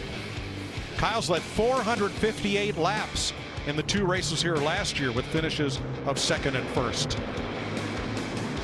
Those are very impressive numbers, but they've got company this weekend here. Not only Ryan Blaney, who's been out front controlling this race, but that 2nd place runner right now, Clint Bowyer's creeping ever so close to the 12 of Ryan Blaney. I watched lap times a lot, and a 21:30 last time on Blaney and a 21:15 on the 14 car, so he's coming. Big day so far for Stewart-Haas, led by Bowyer, currently in 2nd, Matt. Mike, last year Stewart-Haas Racing's transition to Ford was made much easier by their old school racing culture with present and past hires, including modified legend Reggie Ruggiero. Reggie's well known for his impressive car building talent besides behind the wheel. He moved south about a year ago to be closer to his grandkids. Now he's an important part of the Fab team at Stewart-Haas. The Reg, he won just about everything, everywhere. Hard to find someone tougher, including 4 grandfather clocks. And by the way, Mike, you look really good. Really young there in the right-hand corner of the screen. Well, that was only, what, 30 years ago, maybe more. Boy, but the Reg, I'll tell you, he number 2 all-time modified tour winner.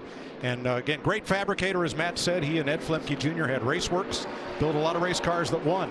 What a great addition to Stewart-Haas Racing to be able to bring Reggie Ruggiero. I mean, when I think of short track modified racers and fast race cars, I think of Reggie Ruggiero. And I really do think that's contributing to some of their great success we're seeing here today on this short track here at Martinsville. See, a lot of that I give Tony Stewart credit for, because Tony is out and about. He runs all these short tracks. He knows who's good. He knows who's talented. They've hired a lot of those people. All right, the numbers aside, since Clint Bowyer last won a race, every driver currently in the top 10 in this race has been to victory lane. Wow. Well, that either gets you really frustrated or highly motivated. I'm going for highly motivated. Vince? I had to laugh. I was talking to Clint before the race, and we were talking about how long it's been since he won and the condition they felt like, how good their car was coming into today. And he said, if we win this race today, you might not be able to still find me when we go to Texas in a couple of weeks. Oh, he knows how to have a good time, especially to celebrate a win.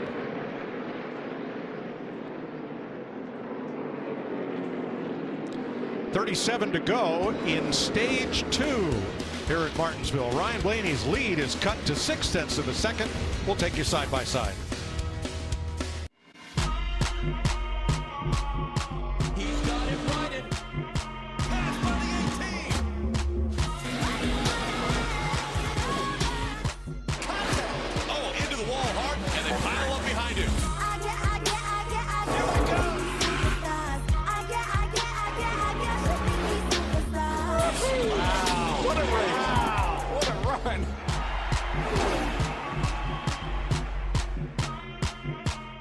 Best tailgate, brisket. No, real football y pollo asado. Hoops and wings. Dude, subs. Hot dog. Chili dog. No, Dodger dog. It's gotta be crawfish. Now you're talking. Burgers. 7-layer dip. Ribs. No contest. Hummus.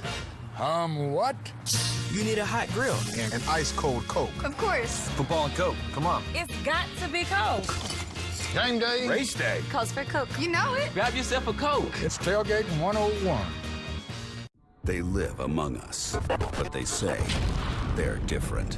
They say they can do extraordinary things, like defy gravity and deny the path of a rocket. They can move in the blink of an eye. And when they strike, thunder echoes out, unleashing a deafening roar. The supernatural have returned. Astros Rangers, followed by Brewers Padres. Saturday on FS1. When the sun goes down, the NASCAR stars come out. Green flag, green flag, green flag.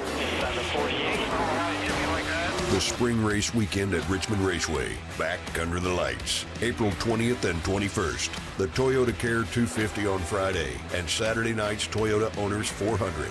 Get your tickets at richmondraceway.com. Right rear, guys. Right rear. Gonna be there. Bring that thing to the house. Second flag, baby. NASCAR in Richmond. Some things are better under the lights. Ryan Blaney had work to do to get past the 31. But he did make it past Ryan Newman, who used to drive a number 12 for Roger Penske. Now, Clint Bowyer. I guess if this was Major League Baseball, Joe Buck would be calling Ryan Newman a tough out. Tough guy to get out. He right? is. He doesn't give you anything. You're going to earn it. Yeah. And you know what, Mike, I like about Ryan Newman? He owns that. He makes no excuses. That's who I am. That's how I race. Deal with it. Ryan Newman's part of our Coca-Cola Racing family. Let's see how they're faring. Denny Hamlin 5th, Joey Logano 9th, Kyle Larson 12th, and Suarez still on the lead lap. Newman just went a lap down. Austin Dillon and Darrell Wallace, who spent a long time in the garage making repairs. And back to Newman, that's old school racing. I mean, that's the way we raced back in the day. You know, you didn't give anybody anything.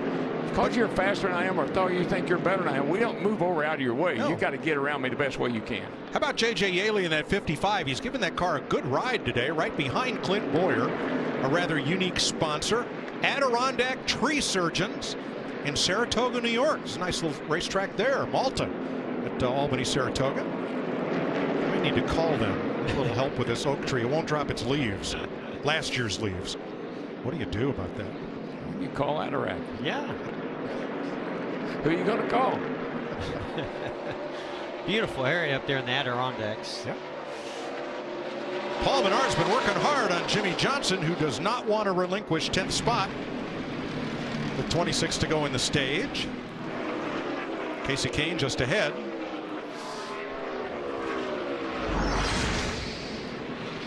But you know, that's how you have to race Martinsville. I mean, you think about this. Jimmy Johnson, he started, what, I think 18th?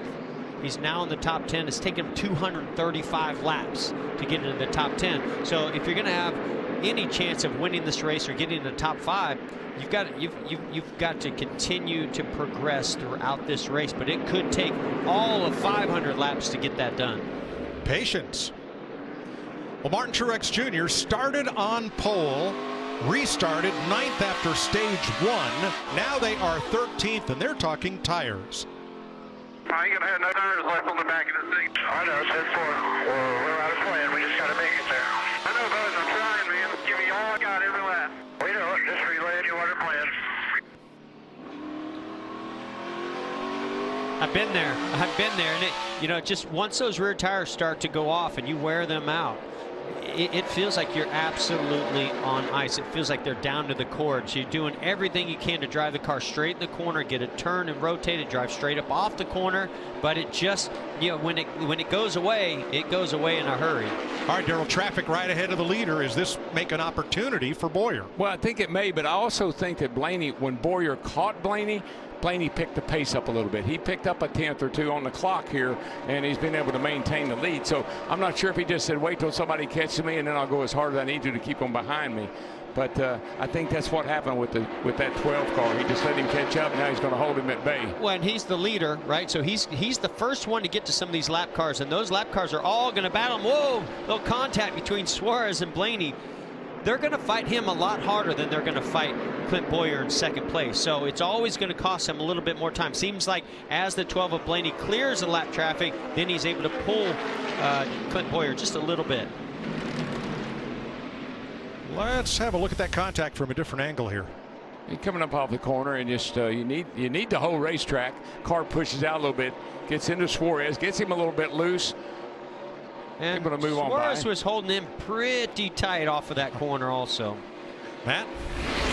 Mike, Ryan Blaney's been very calm and quiet on the radio. In fact, the only thing he's really said over the past 30 or so laps, he was asking his spotter, Josh Williams, whose grandfather used to be the general manager here at Martinsville Speedway, what line the 14 of Bowyer was running. Josh responded with a couple of different quick comments, and he's just been motoring on.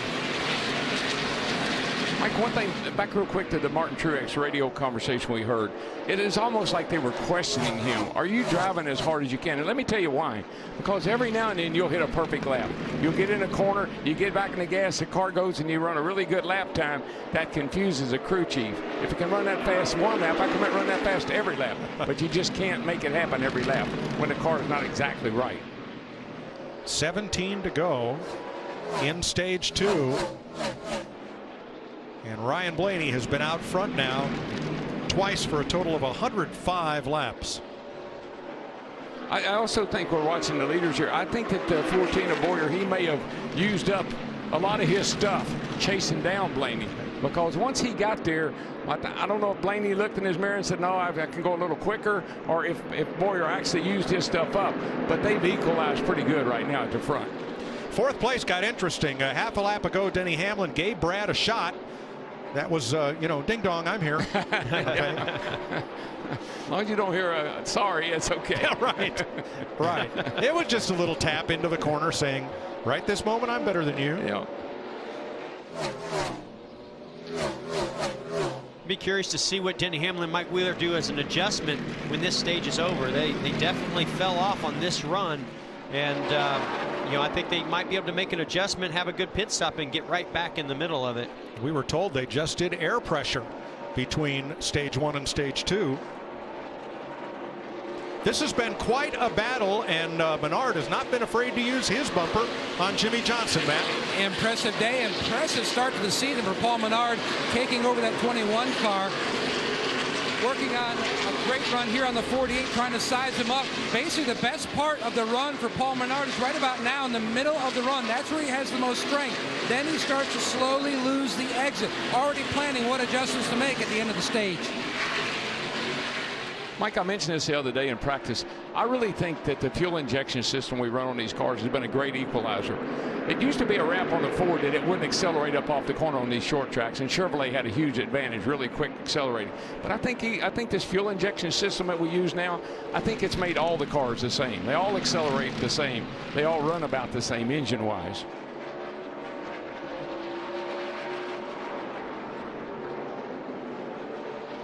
That's one of those he's looking. Yeah, he's there. He's there.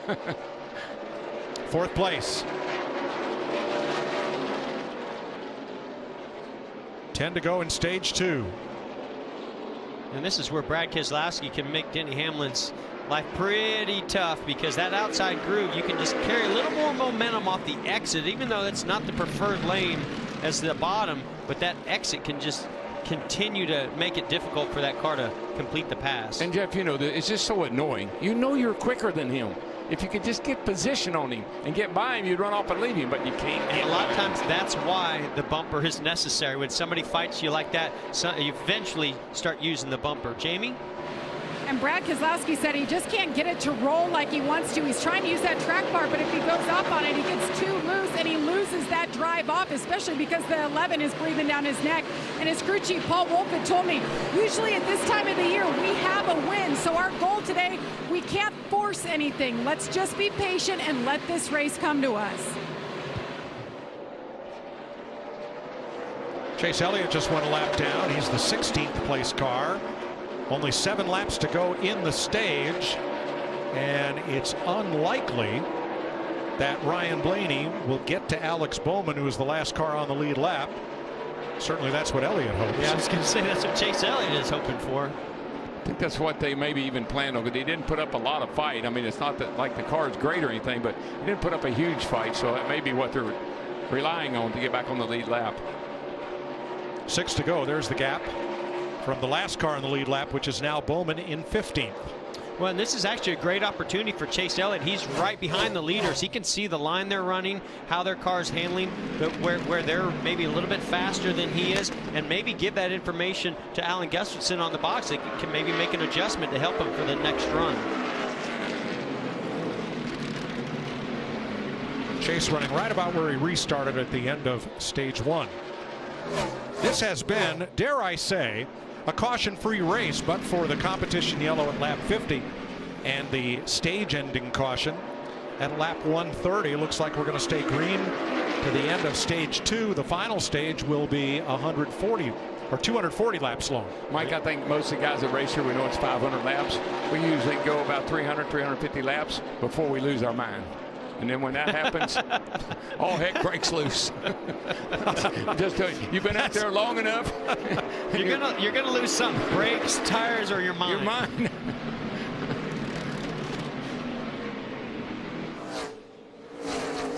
Three to go.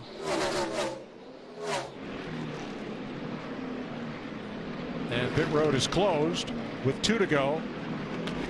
Now, Kasey Kahne already a lap down. Here comes Bowyer. He's looking to the inside. Kasey Kahne is there, and Blaney had to go to the outside, which he's not had to do in this run, to get by Kasey Kahne. And Bowyer had a shot. He did, but that was another impressive move by Blaney to go to the outside of Kasey Kahne and complete that pass. I tell you, Blaney is running this track like a lot of the veterans I've seen run this track. He almost looks like Jeff Gordon going around this place. He's so smooth, and he just knows when to go and when not to go. Well, he might start making his collection of clocks here if he keeps running like this today. No kidding. There's the green and white checkered flag for Ryan Blaney. Bowyer second, Kyle Busch third, Keselowski and Hamlin. And looks like Jimmy's going to pick up a point here. Johnson is 10th. Ryan Blaney gets his 6th career stage win and his first on a short track. It's his 2nd stage win of the season.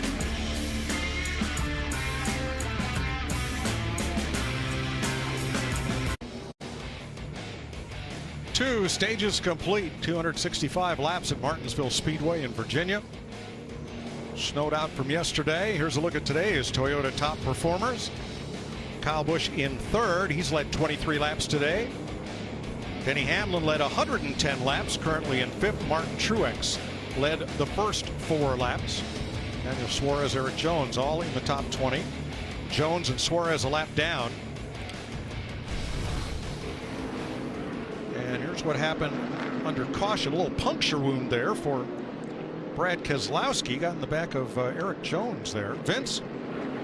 Clint Bowyer, pitting from 2nd place position, said the car's rolling really well, but I need just a little more drive off if I'm going to be better than Blaney and win this race. So they're going to make a slight air pressure adjustment, trying to help that right rear drive a little better. Jamie?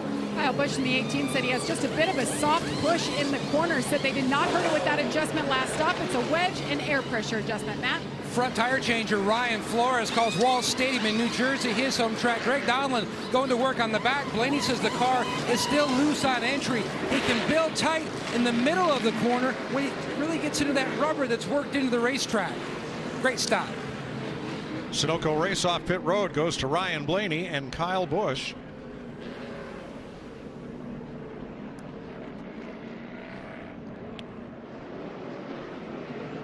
And let's see if we can connect with our stage 2 winner. Ryan Blaney at CW. You got me, buddy? Yeah, hey, gotcha. Hey, brother. You look, you and Jeremy got that car on a rail today, buddy. I mean, how's it feel out there? It looks great. Yeah, I think our car is pretty good. I thought towards the end of 14 kind of run us down a little bit, but we were able to hold our own. So I think our Lib Menards Ford is pretty strong, but we still got almost half this race to go. So hopefully we can stay up front here, keep it clean, and keep getting our car better. Well, you're doing a great job, young man. Keep it up, and we'll be watching. Thank you. All right, thank you.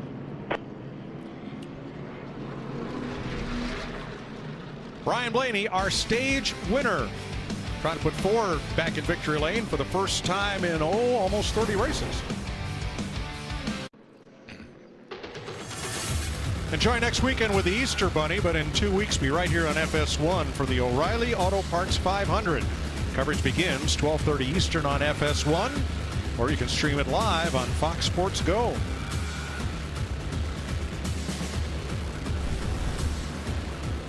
Boy, DW, I don't know about this. Starting on the outside for Blaney with Kyle Busch on your inside. I saw Keselowski do that here last year, I think it was, and it cost him the race. Not a good move. Coming to the Geico restart zone to begin the final stage. Nice getaway by Blaney. He can't clear Kyle into the corner. Now he does. Well, never mind. Makes a liar out of me. Yeah, I mean, never mind. That car is that good. Oh, wow. I guess he wanted his teammate lined up behind him because Keselowski was right behind him. Thought maybe he could help him out maybe. Well, he did give him a little nudge, but other than that, I don't know what help Keselowski could really give to Ryan Blaney on that outside second row, but he didn't need it. I am so impressed with the way he arced that car through the corner on the top groove. Man, that's got to be demoralizing to Kyle Busch in that 18 car when you drive around me on the outside.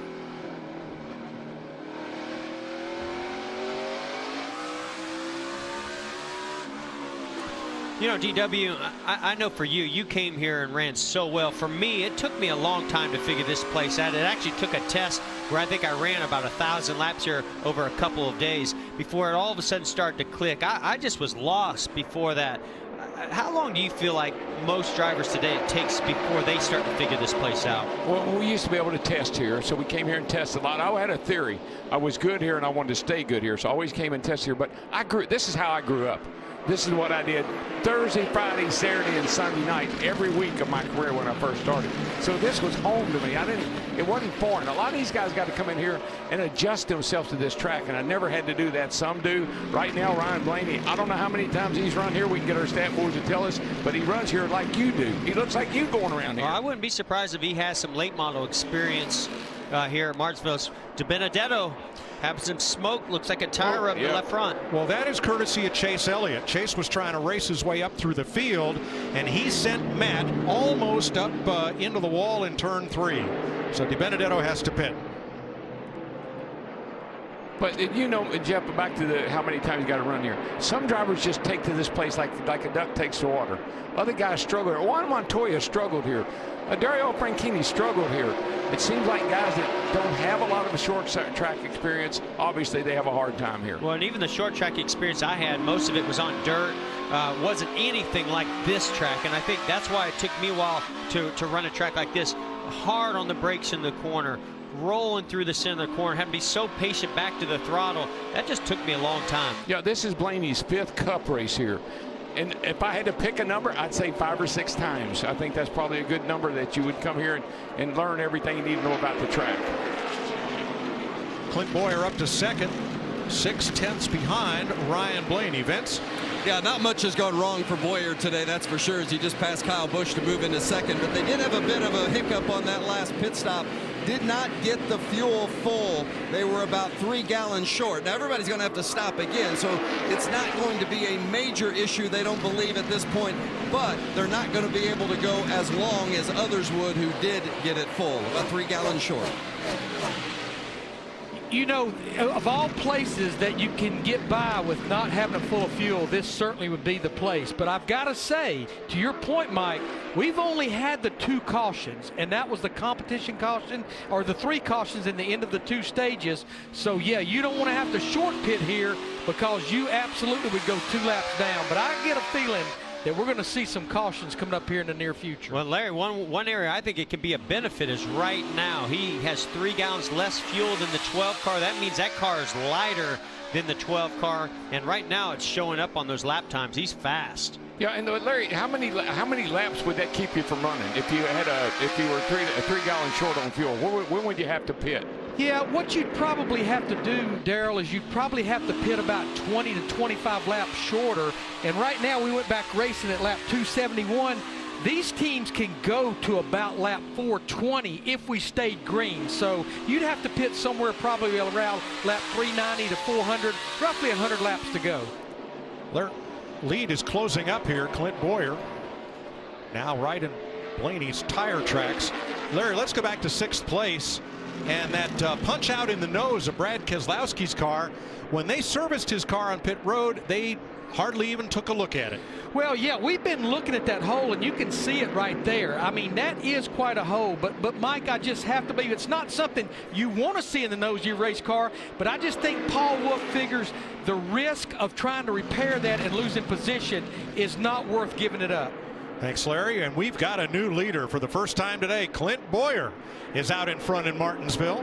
Boy, and he made it look so easy. Yeah, he did. He just drove right by Blaney. I don't think Blaney put up a real big fight, but boy, that 14 car is going. Well, and that's what I think Blaney decided to do, and you got to give that young man a lot of credit for the patience he has. He knows this is a long run possibly coming, and there's no reason to fight and wear those tires out right now, and especially trying to run the pace that both Kyle Busch and Clint Bowyer are running right now. And back to that hole in the 2 car, it's right over the right front wheel.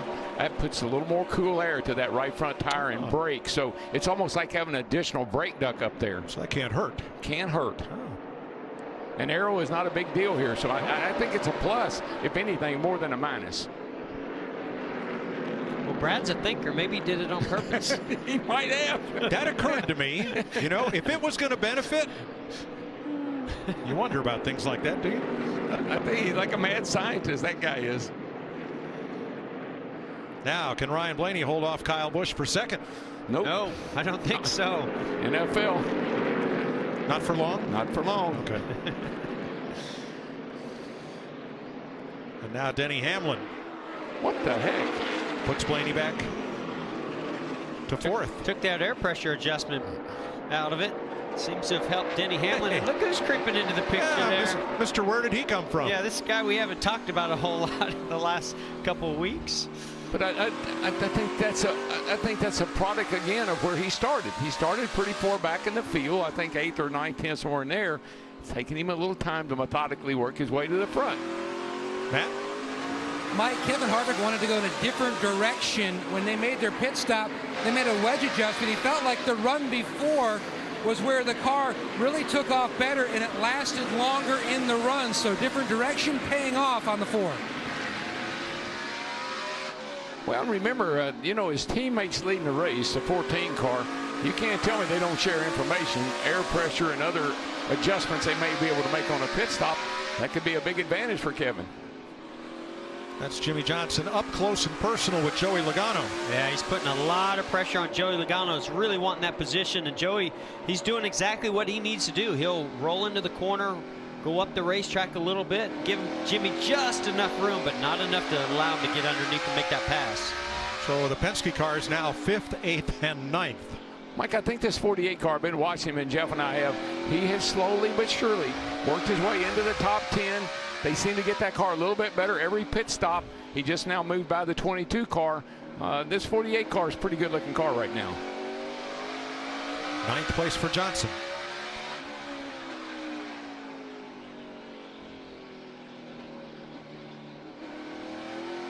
So Ryan Blaney in stage 2 absolutely had the car to beat. Now that he's been pushed back to 5th place, how's he feel? Nearly is good. Dog turn is good. For the middle here. Late center, I'm bad. I like my drive off any better. I'm just tighter. Make it last as long as I can. Well, I think back to the end of stage 1. Denny Hamlin won stage 1. They came in. I don't know if they made some adjustments, but as they took off in stage 2, he wasn't as good. Now Ryan Blaney wins stage 2. Now he's not as good. You know, there's something about leading the pace or running that faster pace when you're the leader and you take off. It seems to change the balance in the grip of the car. Yeah, I think, Jeff, don't you believe a little bit of it is the car was so good they didn't want to do anything to it. Everybody else adjust, and he doesn't, and they go by him. Guys, y'all been talking about how low they run these air pressures, and we've also well documented how low they run these race cars. They're just locked down. The only springs they are seeing are those Goodyear tires, and I think that's why we're seeing such a subtle air pressure adjustment make such a big difference in these race cars, sometimes for the good, sometimes not for the good. Yeah, good point. The other thing that's changed is the race pace. Late in that run, when Ryan Blaney was leading, a lap in the teens was an anomaly. That was fast.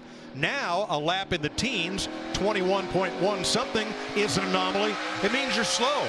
The leader's pace has been well below 21 seconds here ever since they fired off for stage 3. You're exactly right, Mike. So the pace picks up. You don't make the right adjustments or don't make any adjustments, you get left. Well, and when you run a faster pace, it builds those tires and those brake temps up totally different and changes the way the car reacts and the balance front to rear of that car.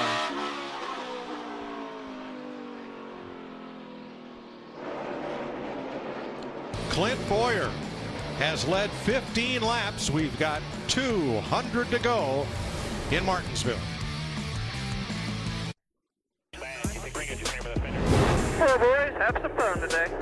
Playing the snow last night? Have you at the hotel there with us so you could witness the kind of aggression we had in our snowball fight. That's what you're going to need, Dave. Have fun out there today. Ain't nobody here better than you. Go get them. Love it. Let's go make it count. Give us another clock. Tick-tock grandfather clock. Time for our Credit One Bank ones to watch. Well, I've got my eye on Clint Bowyer. You know, I just think about the struggles that he's gone through over the last few years, transitioning to get over to Stewart-Haas Racing, but I think today is the day. He's finished second here in 2013, leading this race right now. He might get the win today. Jeff, I want to get an attaboy to A.J. Allmendinger. He's sitting back there running in 7th. He started the year off with a 10th place finish in the Daytona 500. It has been a rough go since then. If his crew can pick up the pace a little bit, he might get a top 5 out of this run. Denny Hamlin won stage 1, started 6th today, second leading all-time winner at Martinsville.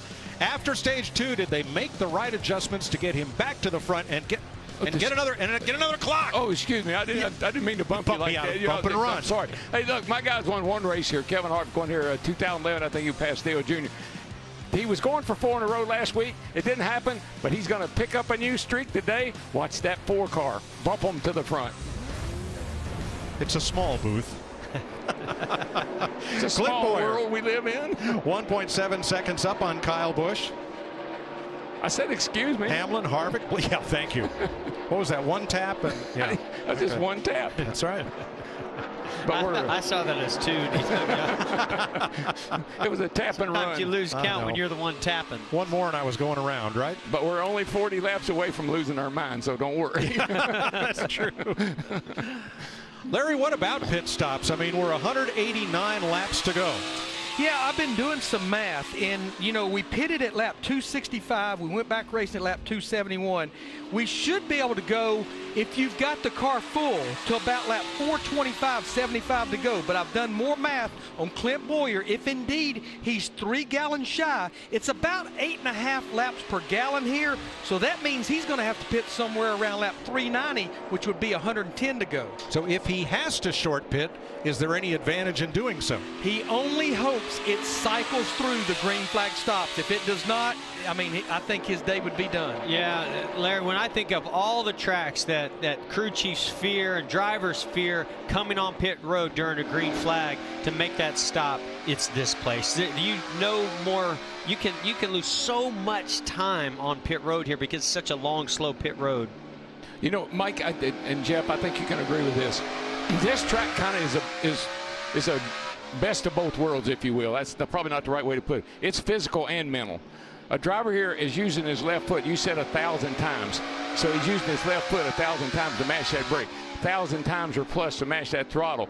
But he's also got to think about his line. He's also got to think about cars in and out. There's so much a driver mentally has to take care of as well as physically. I always felt this place wore me out. I was used up when I left here. Well, a great point. You do it 1,000 times. I don't know anywhere else in sport you do something this rigorous 1,000 times in one afternoon. And the question we posed to Clint Bowyer was, do you think race car drivers are athletes?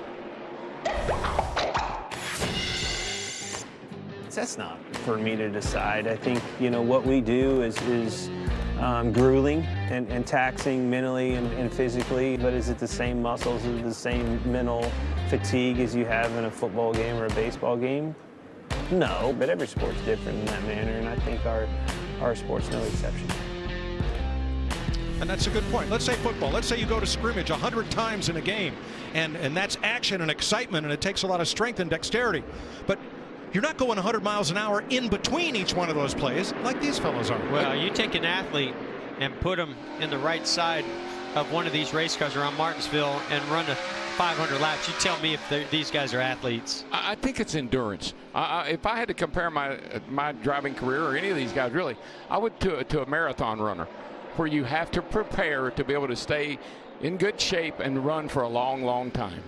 Well, and especially days like today, as we see a great battle happening here for 9th place, 10th place with Joey Logano and Jimmie Johnson, is you're in the car, especially a day like today where there's so many green flag runs, the focus, the mental focus, and the physical fatigue, you put those together. I think it's one of the most grueling experiences an athlete will go through. Well, here's a reverse of the battle. Earlier, it was Johnson tapping on Logano's bumper. Now it's Joey trying to get by. Jimmy's going to have to give him room down here in the corner. There's a lap car ahead that maybe Logano can use as a pick. Ray Gaulding. Nope, Jimmy scoots away, and the lap car gets down out of harm's way. Boy, Jimmy running really high in Group 4. A lot of guys, I think, Mike, some of the mid-packers.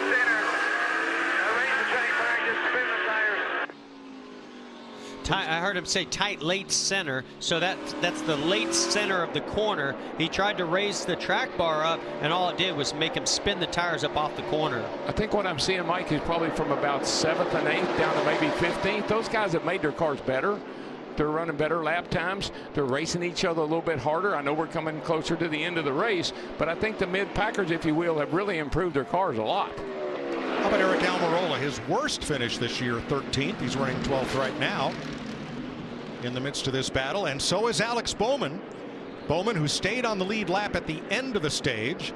Chase Elliott did get the free pass then, but Bowman right in the mix. Let's dig a little deeper into this Clint Bowyer fuel situation, Larry. I'm a little concerned that it's more than 3 gallons shy, because we ran almost 125 laps. Watch the pit stop over here. That's the fuel man with the first can. Now he's going to back away. He backed away way too early, but now you're going to see he's going to go back with that first can. He never even gets into the second can. Those are 12-gallon cans, and we had run 125 laps. I'm not so sure that he's not more than 3 gallons shy.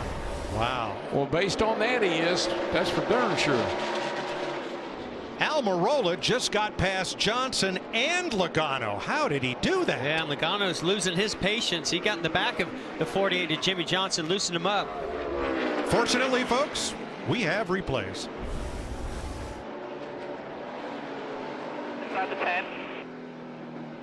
Little contact right there. The 10 was already making a move to the inside. 88's there.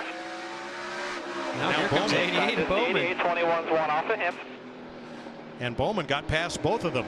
Yeah, those are a couple of cars I thought had really improved their cars from earlier in the day. The 10 and the 88 have been able to make some passes. Paul Menard coming back into it. Bowman now 11th, leading this group. Yeah, Almirola's up to 10th. Not a great car, maybe not a winning car, but they've certainly made the car better. You can see Jimmy runs that really wide line, gets a little bit of momentum off the exit. It's just making life really difficult for Logano to be able to get back to the throttle and get that drive up off the corner. He's got the center speed. If he can just maintain this right here, he's probably going to give him a little kiss, say, hey, I really want this position. How hard are you going to fight me for it?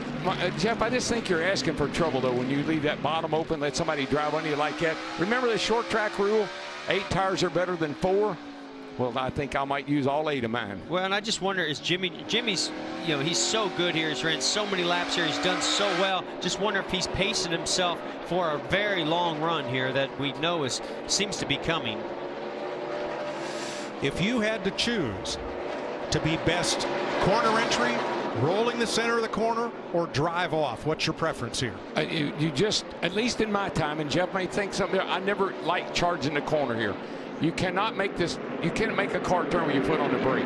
So you had to get the car to get to the middle of the corner with your foot off the brake.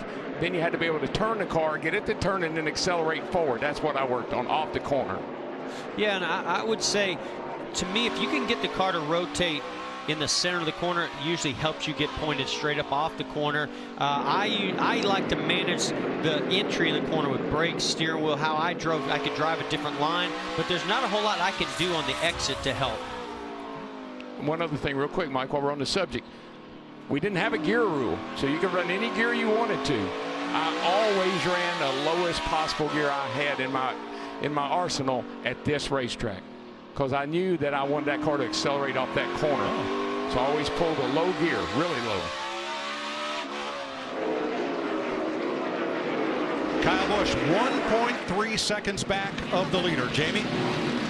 And Kyle Busch on that last stop, they made a wedge adjustment, and now he's telling Adam Stevens, his crew chief, just hurting the drive off. We're helping the center, but hurting the exit. Meanwhile, his teammate Denny Hamlin in the 11 right behind him. That was the first time they had made a wedge adjustment today, and now he's saying he's just too tight in the center of 3 and 4. May want to go back on those adjustments coming up. Yeah, and Jamie, what that does, you got when it's tight in the middle, you got to put an extra wheel into it.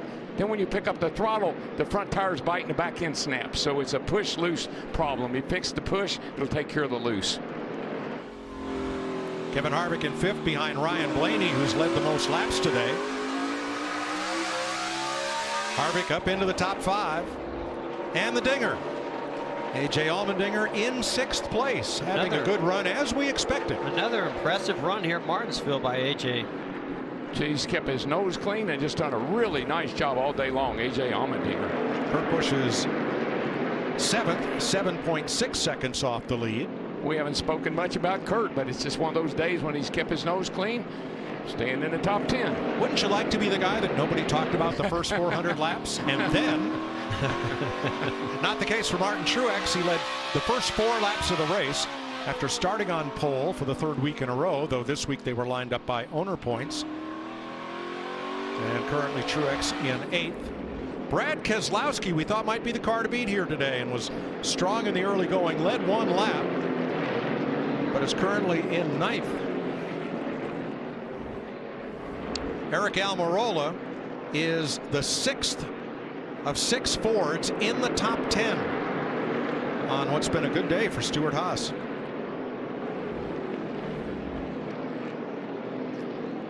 Looks like all that simulating paid off for Alex Bowman. The simulator pace is starting to come to him. And now Joey Logano, after a long battle with Jimmy Johnson, Logano settled in 12th, Matt. The car much tighter, Mike, on this run. He's been working that track bar adjuster. It hasn't helped. Race fans love the short track racing, great action, but also emotions always seem to run high. Should have wrecked him. Check the right front. Yeah, let him go. You think when you get back to him, he let me go? Again, Mike, it's part of that frustration. You've been out here 350, almost 350 laps. You're getting a little tired. You're getting a little annoyed. Car's not exactly like you wanted to, and then you have to deal with somebody, another driver, and it just gets annoying after a while. We're assuming he's talking about Jimmy Johnson. I think what happened was Jimmy got by him earlier, and he made it kind of easier for Jimmy to go on by. Say, okay, you go on by, and then later in this run, he runs down Jimmy Johnson and was maybe expecting some of the same courtesy. So Johnson is 14th, and Kyle Larson is the last car on the lead lap in 15th, 15 seconds back.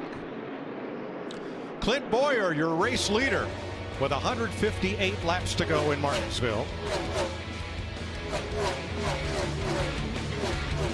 I'm a big news maker. Watch me go. I'm a big rule breaker. Let it go. I'll see you at the top, and I'm never gonna stop. Yeah, I'm one of a kind, gonna walk my own line.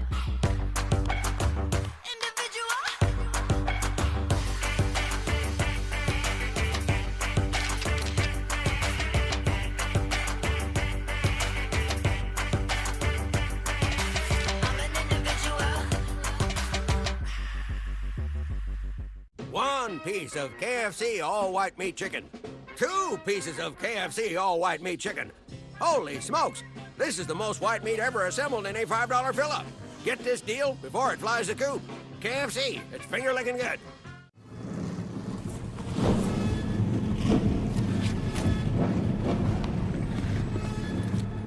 Things can get rough out there. The bumper to the back of the 24! You think you got the brass? I proved it last season. That was last year. Now we've got young blood ready to take out the old. Start your engines. It's time to race.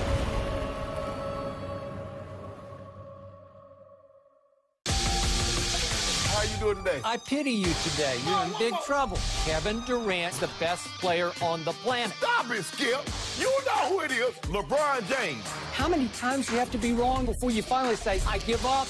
Golden State hasn't gotten any better. They just stayed the same. You talking crazy. Kyrie's the best finisher in basketball. He's the best closer in basketball. But guess what Kyrie won't be this year? First team All-NBA.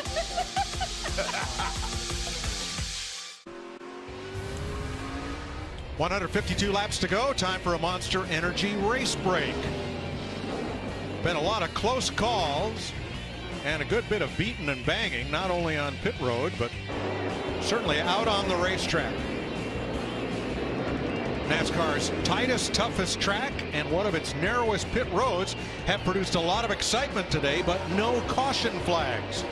The only yellows we've had have been the competition caution at lap 50 and the stage ending cautions at lap 130 and 260.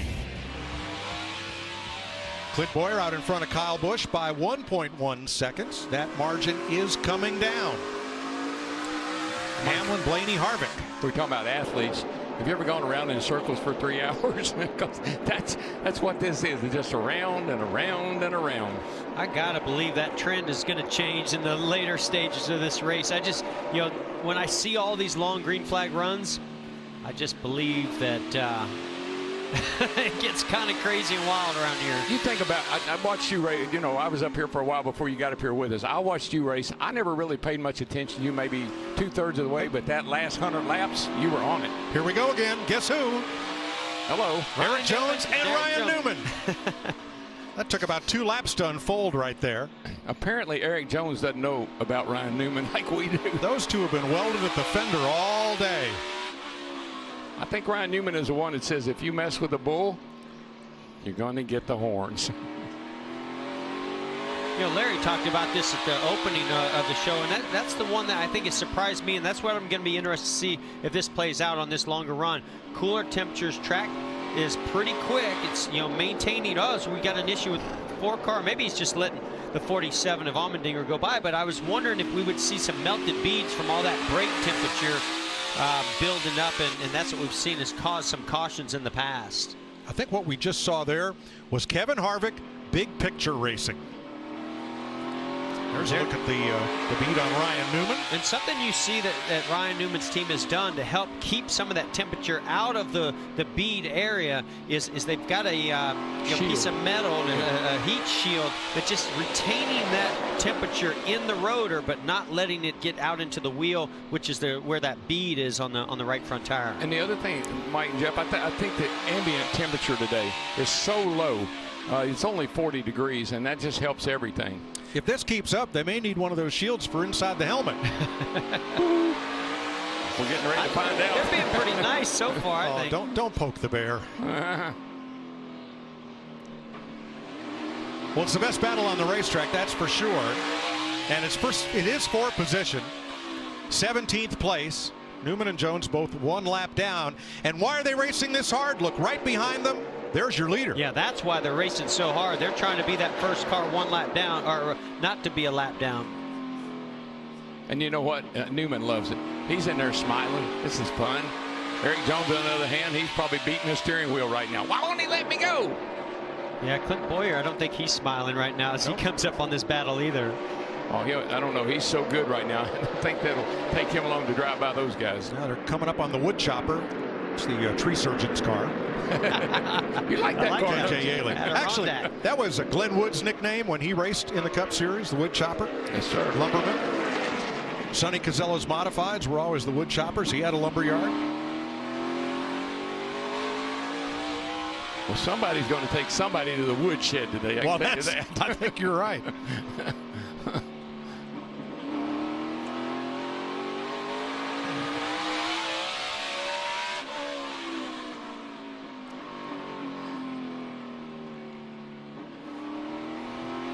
You're watching from the eBay Motors onboard camera on Newman's car as Bowyer tries to put the 31-2 down. How about the leader, Vince? Well, you know, it's been interesting with the news of Stewart-Haas's dominance early this season because of Kevin Harvick. Some of those other Stewart-Haas drivers and cars and efforts have gone a little bit under the radar, and I think Bowyer's been one of them because it's been a very solid start to the season, maybe even better than a pair of top 10s would indicate. You know, they had a tire coming apart at the end last week in California and still finished 11th, had a loose wheel at Vegas, finished 18th. A lot of reason for optimism around this 14 team. Even Kurt Busch having a good run again today. He's 8th. Almirola, you guys have talked about throughout these early races of the season, has been much better in that 10 effort. So Harvick is getting the headlines, but as a team organization, this Stewart-Haas group has really taken a step forward. Well, Bowyer had to give Newman a little bump and wake him up because Kyle Busch is closing in on the race leader, and that could change everything. Pretty sure that Bowyer said to himself, if I wasn't leading this race. I thought that we were about one moment or one lap away from close. Losing our minds. We're getting close. All right, let's see. Now Kyle moves to the inside. And to your point earlier, it's always harder for the leader to pass these cars than it is for the second place driver. What I'm wondering is, did Clint Bowyer use up too much of his stuff trying to get past Newman to make him a target now for Kyle Busch? Well, and that's the other frustrating moment is you look in your mirror and you see where he just lets a second place runner go right on by. You know why? Because he's not going to mess with Kyle Busch. He might mess with Bowyer a little bit, but he ain't going to mess with Kyle Busch. 136 laps to go. How about a quick word from Duracell? This is the #1 trusted brand. Speaking of trusted brand, let's talk about Denny Hamlin, Mike Wheeler, his crew chief in this 11 car, sitting in 4th place. This is their 3rd full season together. They finished 6th in the points the first 2 years together. They have 5 wins total, including that 2016 Daytona 500. That was actually their first race together in their first full season. In 2015, Mike was crew chief in the Xfinity Series for Joe Gibbs Racing, winning 4 races, including 3 with Denny Hamlin that year. And prior to becoming a crew chief, a long history with Denny Hamlin. He had been the lead engineer on that race team since it started many years ago. That would say Duracell driving trust. Thanks, Larry.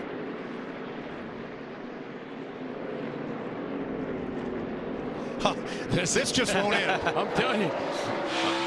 You know what Eric Jones is saying? I'm back.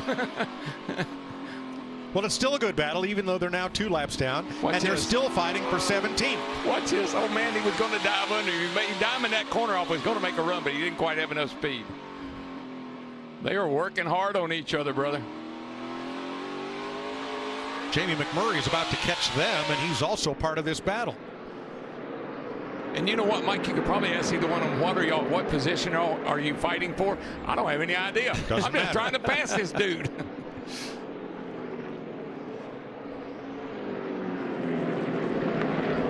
Well, and again, what they're battling for right now is being the first car 1 lap down. Before they were trying to stay on the lead lap. Now they're trying to be the first car 1 lap down. So they still have a lot to race for. Well, actually, Jeff, they're now 2 laps down. I'm sorry, they were getting lapped for the second time. The only car 1 lap down now is Chase Elliott. Ah, yeah, you're right.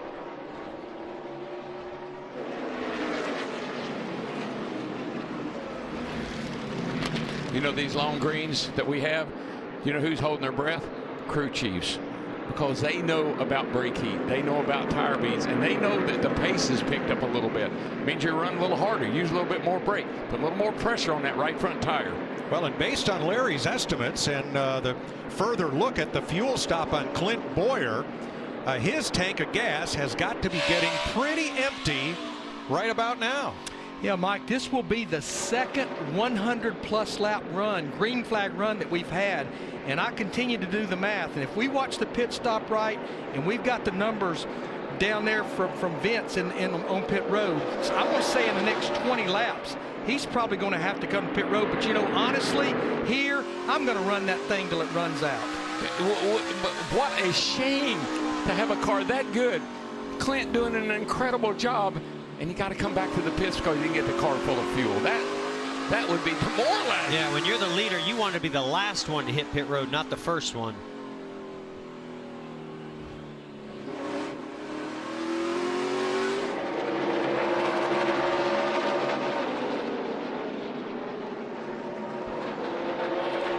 All right, Clint Bowyer to be 125 laps to go.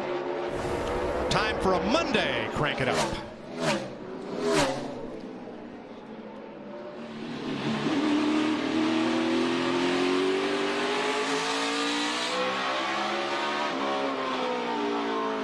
Still outside and clear.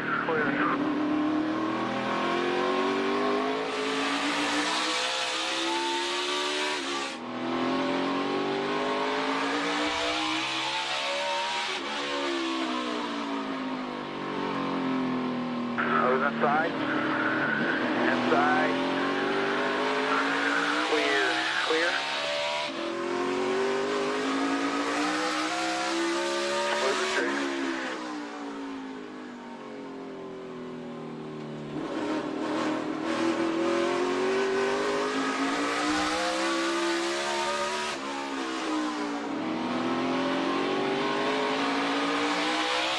Clear.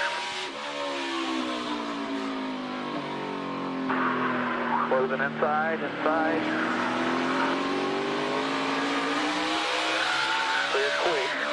Clear by half. Closing back to you, inside. Extra door, quarter. Clear. All good, all clear.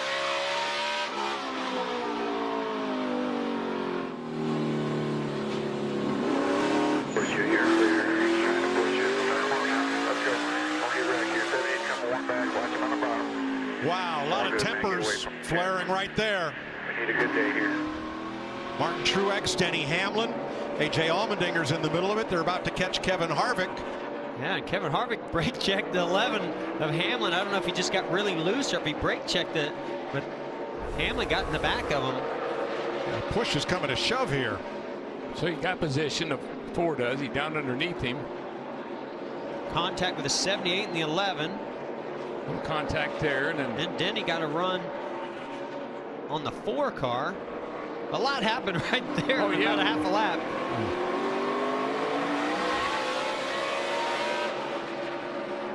And somehow the 11 was ahead of the 4. Kind of pushes him out of the way. I'm not sure that. Oh, okay. That's what led to the initial contact. And then the 78 is going to come in, make contact with the 11. And I think because of that, the 11 went up there and made a little contact with the 4. And boy, Kevin Harvick did not like that and just stood on the brakes coming off of turn 4.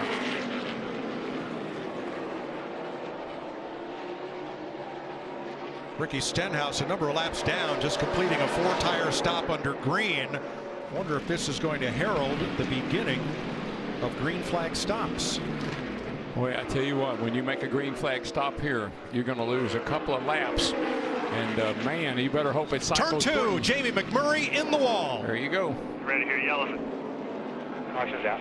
Boy, what a break for Clint Bowyer. That's exactly Incredibly so. McMurray was 19th. He was around that Eric Jones, Ryan Newman, Daniel Suarez group. And we were hearing on the radio that Clint Bowyer had been told you're going to need to pit in about 10 laps. So it is a break for him. Let's see what happens to the 1. Oh, the 3 of Austin Dillon got a little bit loose, tried to correct and got in the left rear of Jamie McMurray, spun him around. Back from Ryan Newman. There's you know what? I think the 3 hit the curb getting in the corner down there and then shot him out into McMurray. I believe that's what I saw. Looked like McMurray went in a little low, got the curb, and it shot the car up the hill, or Dillon, I mean. Yeah. So Jamie is able to continue. Chase Elliott gets the free pass, the only car 1 lap down. And Clint Bowyer gets a huge Easter basket a week early. Yes, he does. Because he will not run out of gas. He'll be able to make it to pit road and fill it up. No, but they better get it full this time.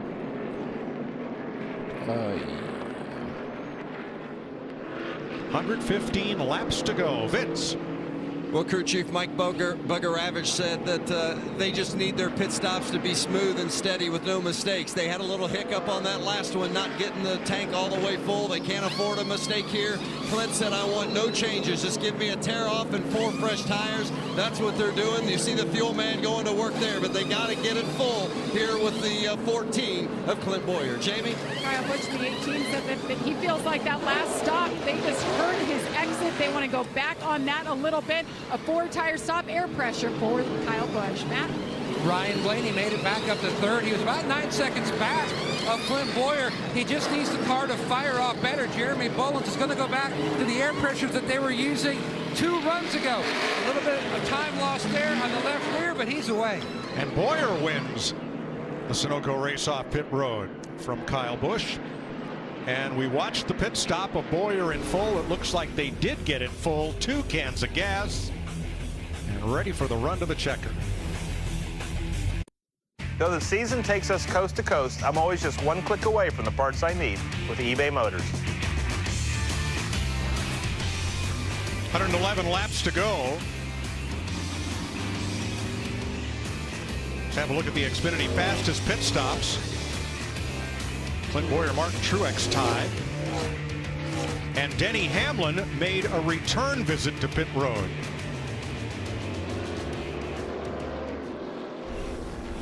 Here's why. This was under green. This is from the rear bumper of Kevin Harvick. They had made a little bit of contact, and watch, Denny Hamlin gives him a little shove, and Kevin Harvick doesn't like. He just checks up off of turn 4. This is all at green much earlier in the race, and look at the damage that it did to the nose of that 11. Approaching the Geico restart zone. We'll have 109 to go. Green flag.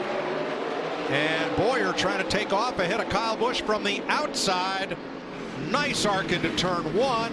And Bowyer's going to come out with the lead. Boy, look who's back up here in the front of the field. That 78 car has found his way back to the front of the field. 41 car there, Kurt Busch outside, 12 up there. Blaney on the inside. We got us a race, boys. Yeah, Kurt Busch has seen how that outside lane has worked for his teammate Clint Bowyer. He's going to try to make it work. I don't think you can stay out there for long, though. It seems to really abuse the tires and lose a lot of momentum off the corner if you stay out there for a couple of laps. Be interested to see if they got that 12 car fixed up, because he was awesome there, and then they had a pit stop and they went the wrong way apparently, but it looks pretty good now. Blaney in the 12. And I thought he was pretty good at the end of that run. We saw him, he lost some positions, but he moved his way back up into what I believe 3rd or 4th position. One of 7 Fords in the top 10. Bowyer leading, trying to get Ford's 2nd victory here in the last 30 races. You might just think about one Chevrolet, the 47 Allmendinger, in the top 10 right now. There's some Chevrolets lurking, but they got some work to do. Dinger's having a good run. What Kevin Harvick did to Denny Hamlin, if this was basketball, that'd be drawing the offensive foul, wouldn't it? He did a good job of it. It definitely made a big impact on the 11 of Denny Hamlin's car and really didn't do anything to Kevin Harvick's. You know what Harvick said? Mission accomplished. I mean, he might have said that. I don't know. Well, Hamlin restarted 15th and has gained a spot. Harvick restarted 6th. That's where he's running. And he just passed his teammate Kurt Busch for 5th position.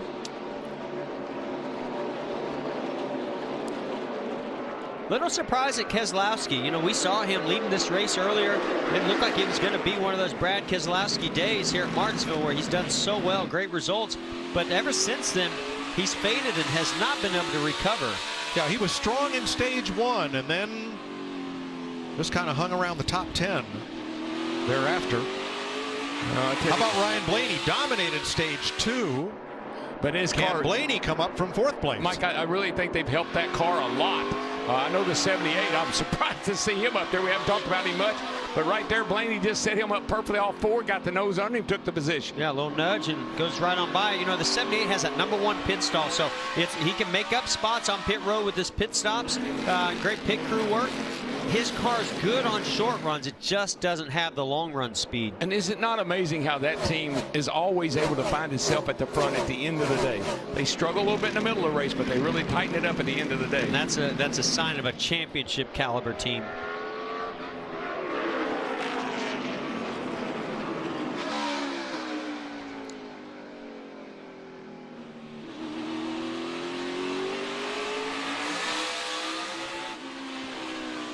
A.J. Allmendinger gives way to Joey Logano. Boy, did he give way, too. He just pulled over and let Logano go. Big picture racing, Darrell, I think. Dinger's run more laps in the top 10 today than in the last 35 races combined. Man, good job for him. And that move by A.J. Allmendinger, with that's a kind of move of, okay, I don't want to get stuck in the outside lane. I'll move to the inside, let you go by on the outside so I don't lose any more than that one spot. Vince? Well, they have really got this 47 hooked up too, because they lost spots on that last pit stop. They were really slow on that stop, and Allmendinger has just gone back and picked them up again. So they have really put him a good piece together for this race here today, and AJ's wheeling it. Yeah, I think you're right, Vince, but I'm not sure that car's as good as it was before this last caution came out, because a lot of cars are riding his bumper right now. Jamie? Brad Keselowski battling right now for 6th position. The problem was 2 stops ago, he said it just took a nosedive. Just the handling went away, and he couldn't keep that front end turning as he gets to the inside of the 41 and tries to clear him. So they went back on that wedge adjustment, made an air pressure adjustment. That seemed to make the car a little bit better as he does. He clears the 41. Well, and remember the hole in the nose. Now, that it could help keep the tires cool, but also make that car push, because it doesn't have the downforce on it. No, it's not a big deal, but it doesn't take much to make a difference here. You saw right there, Joey Logano tried to make a move into turn 1. Thought, well, maybe Kurt Busch is going to let me go by the way he let my teammate go by, but not a chance. Oh, a little nudge there. We only have 95 laps to go, guys, so you're going to see some people, drivers are going to do things that they didn't do all day long these last 95 laps. Jimmy Johnson 12th, going after Kyle Larson. That is for position. See Jimmy jumping the throttle, get the car up the side of Larson. I think right now, if you got it, you use it. Under 100 to go. Yeah, got it. Jamie? Jimmy Johnson got his first top 10 of the year last week at Fontana. This last stop for the 48, they took a big swing at it. Jimmy said his car started out okay, but it would just go away and get bad by the end. So they made a big swing on wedge, another air pressure adjustment, and 4 tires. He seems to be better. I'll tell you another car that's much better, Mike, is that 88 car, Bowman. I mean, we haven't talked a lot about him, but he and Jimmy Johnson have slowly worked themselves into the top 10. Yeah, Bowman and Johnson, 2 teammates. Going to have to battle for position. Well, actually 11th and 12th, but they're trying to get into the top 10. Fighting for 4th. Yeah, this is that area where Truex just starts to fade ever so slightly. Each and every lap starts to lose the rear grip. I know that Cole Pearn and Truex have been trying to do everything they can to make adjustments to improve, but we just see every time they take off, good speed, and then it just starts to fade, and he just cannot keep those cars behind him. And Mike, I mean, track conditions right now, Mike, are probably the worst they've been all day. The most rubbers on the track. The cars have been out there for about 2.5, 3 hours now. You're tired. This is when you really have to suck it up as a driver. Now, this is a little surprising right here. Keselowski passed the 41 to Kurt Busch a few laps ago. Now the 41's putting the pressure back on Keselowski. Kurt Busch right in between the 2 Penske teammates. Yeah, Kurt's feeling, like you said, all that pressure from the 22 Logano. He sees he's a little bit better getting. Oh, the 41 and Kurt Busch got loose, maybe wheel hopped into turn 1. Wow. That's going to cost him a couple of spots. And Mike, a lot of times you'll work hard to get by. It feels like he has a problem. You can see him wiggling the car back and forth, wondering if he has an issue. I don't think it's a left rear. Nope.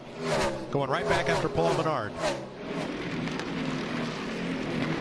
all these tires, they rub the lettering off the tires. It's kind of hard to tell when they've made contact, when they haven't, but I thought it might be a left rear, but it looks okay.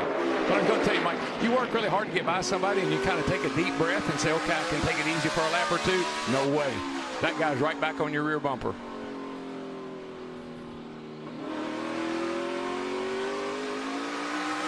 And Mike, it takes so much focus to drive a lap around here, to hit your marks, to keep the car under control. And then you got somebody riding your rear bumper, and you got to kind of worry about what they're going to do too. So it takes you got to multitask to be good here.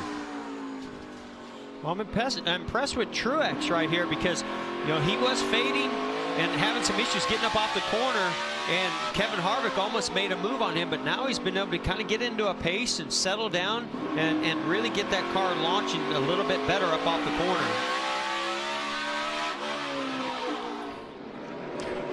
I'm going to beat DW to the punch today. I'm going to give you the race trends. So we've only had one caution for an issue. The other 3 cautions was the competition caution and the end of 2 stages. But the average of the last caution in the last 10 Spring Martinsville races, lap 467, 33 to go. And in those 2 races, we actually have had 2 overtimes in 2010 and 2012. I still cannot convince myself we're done with cautions. No, I don't think so, Larry. It's a little tense here with about 50 to go. Yeah, patience runs out on some of these moves that they've been pretty gracious about so far. The patience in the car. I mean, your brakes are going to be at their worst right now at the end of the race when you need them the most, unless you've been really conservative. Some guys can make that happen, others can't. So a lot of things happen here at the end of the race. Or you're going to see somebody make a move like Kurt Busch made, where you're going to drive in there a little bit deeper and you might wheel hop, where earlier in the race you would never even try that move. We're going to wheel up our way to a double wide break with 82 laps to go.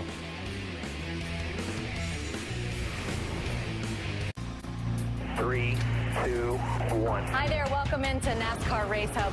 Brad Keselowski, Joey Logano, Kevin Harvick, 7-time Jimmy Johnson. We're happy you're here, man. Joe, I think you make this look pretty good. You see the biggest stars in the sport. They all play here. NASCAR Race Hub. Fun, fast, fresh, unpredictable. You just never know what's going to happen. And always entertaining. It's going to be a good one.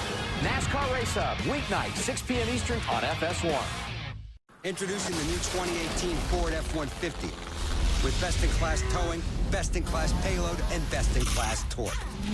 The F-150 lineup has the capability to get big things to big places big time. And things just got bigger. F-150 is now Motor Trend's 2018 Truck of the Year. This is the new 2018 Ford F-150. It doesn't just raise the bar, pal. It is the bar.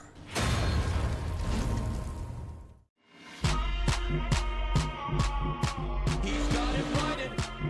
Pass by the 18. Contact. Oh, into the wall hard, and they pile up behind him.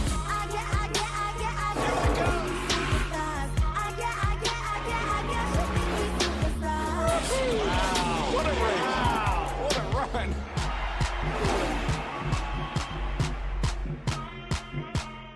They live among us, but they say they're different. They say they can do extraordinary things, like defy gravity and deny the path of a rocket. They can move in the blink of an eye. And when they strike, thunder echoes out, unleashing a deafening roar. The supernatural have returned. Astros Rangers, followed by Brewers Padres. Saturday on FS1.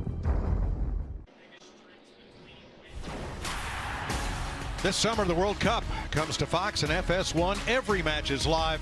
Over 300 hours of coverage of the world's biggest sporting event. It all begins June 14th on Fox and FS1. 75 to go in Martinsville. Clint Bowyer has led 140 laps. Ryan Blaney's led 145. Bowyer right now is out front when it counts. He's got a full tank of gas. 4 fresh Goodyears and just 75 laps to go to notch his first victory in 180 starts Vince. You know, it's interesting. Clint earlier had talked about how good the car was rolling, but he wasn't able to drive off quite as well as he would want. And he told crew chief Mike Bugarewicz, if you can get it to drive off, I'll leave these guys. They made an air pressure adjustment 2 stops ago, and he has left these guys. He has left them behind the lead by more than a second. There's Mike Bugarewicz, the crew chief, on the right-hand side. This team has really bought in with Bugarewicz and his attitude and his demeanor. A trip to victory lane would be a great reward for a group that's been through a lot the last few years. Bowyer looking to break a long drought, not the longest. It's 190 since the last victory for Clint Bowyer.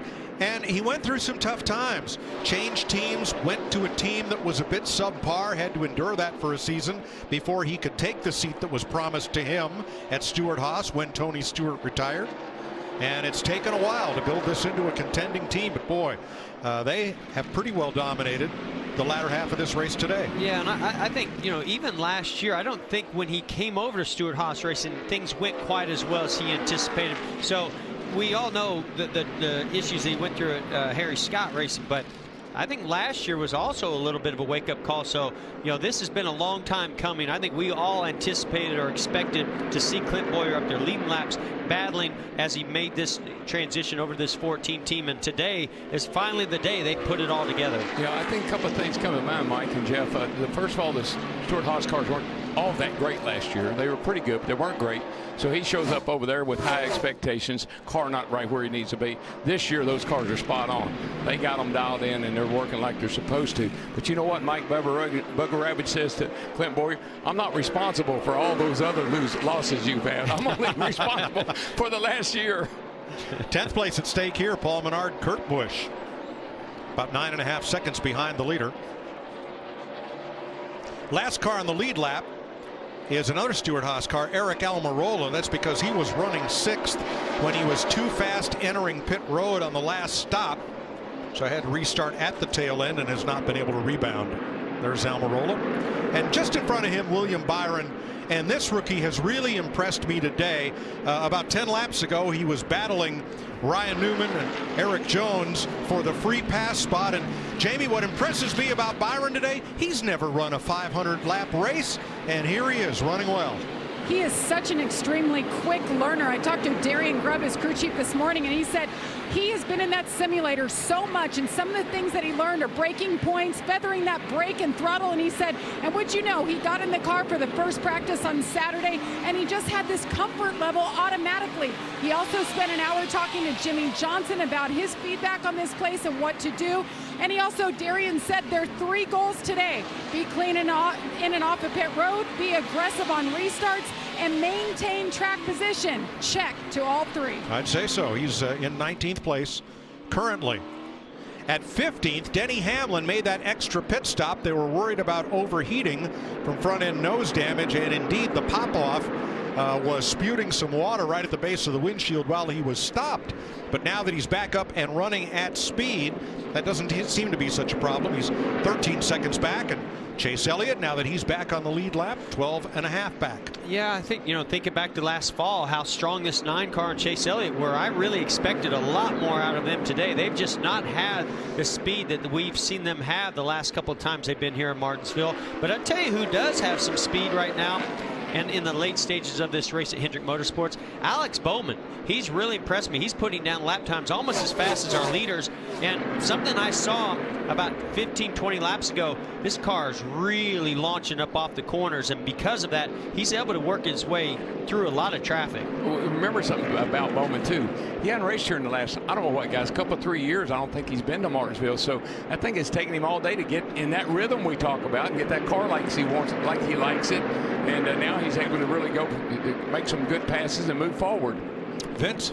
It's been a little snug throughout much of the day, but they've continued to work on it. Crew Chief Greg Ives hasn't hesitated at all to make adjustments, and it has gotten better as the race has progressed. And, you know, Ives was telling me earlier this weekend that everybody wants the organization to make big gains. There's been a lot of talk about the slow start to the season for Hendrick, but he said everyone wants to make the gains faster, but reality is those gains take time. So in the interim, the key is to maximize your capabilities, and I think that's exactly what this team has done today. A very nice effort inside the top 10. I agree, Vincent. When you look at Hendrick Motorsports, they have gone through a huge transition. A lot of new people, new drivers, crew chief combinations. Takes a little bit of time for everybody to get on the same page. I think when they do, we'll see the result. Yeah, the easiest thing for you to get caught up in is the outside noise, right? The criticism coming from outside and want to panic and make big, quick changes. But I think that team and their strength is that they know how to do it internally and not let those distractions get the best of them. You know what, Jeff? Sometimes you got to just quit being good and work on being great. And I think that's something that can happen with Bowman. Clint Bowyer a second ahead of Kyle Busch. Here's the leaders radio. Last two laps, it looks like the meet at 18 is trying to hustle a little more than he has been.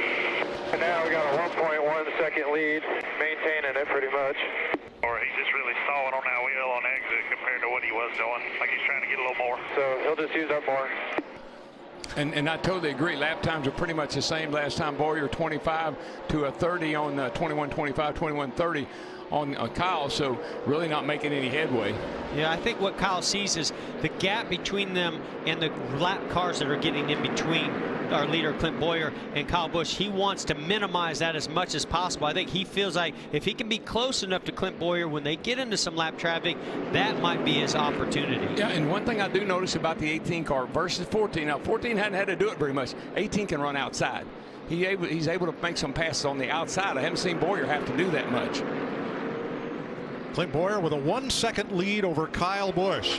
It is 5 p.m. Monday Eastern Time. If you're just getting home, yes, this is live from Martinsville, Virginia, because Saturday night and Sunday morning, this was Winter Wonderland.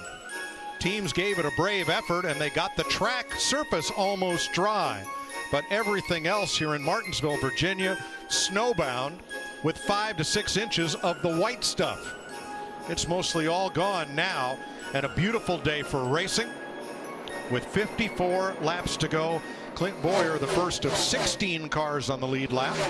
Sounded like snow globe music, didn't it? 7 leaders, 12 lead changes, only 4 caution flags, just one of which was for contact. Austin Dillon into Jamie McMurray at lap 384. And Mike, here on Saturday night and Sunday is all about the snowman. Today it's all about the wheelman. I'm trying to help you out here, brother. You're doing just fine. Thank you. Thank you. All your snow stuff, and I thought I'd help you. I had a flashback. Snowman was Jerry Reed's character. It was. He's bound in and down. Smokey and the Bandit. Yeah.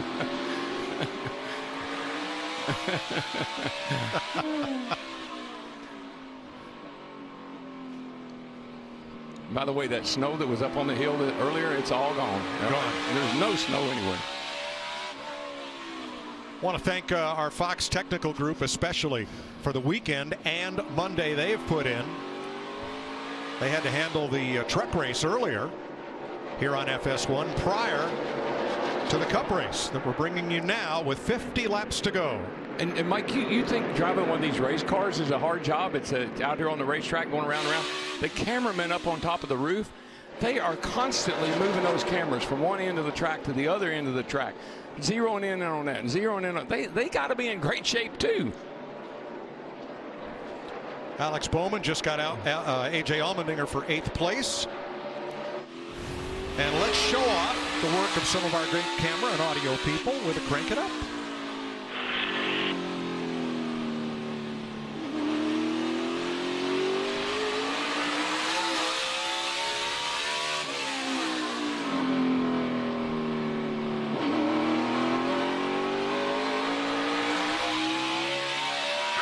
Clear by half.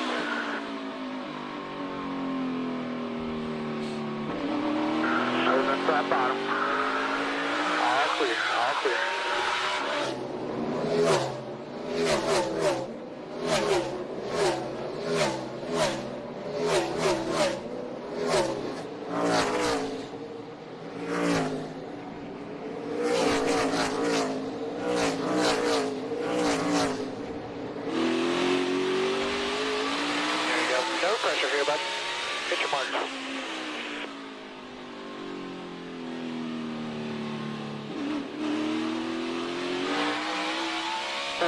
more back 37.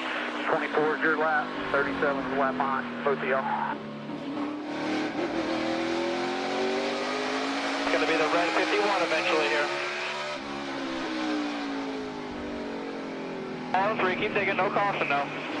He's going to be up against the wall. Use the middle of the track. Use the middle of the track. Use the middle. Use the middle. Use the middle. Clear low. Clear low. Clear all around.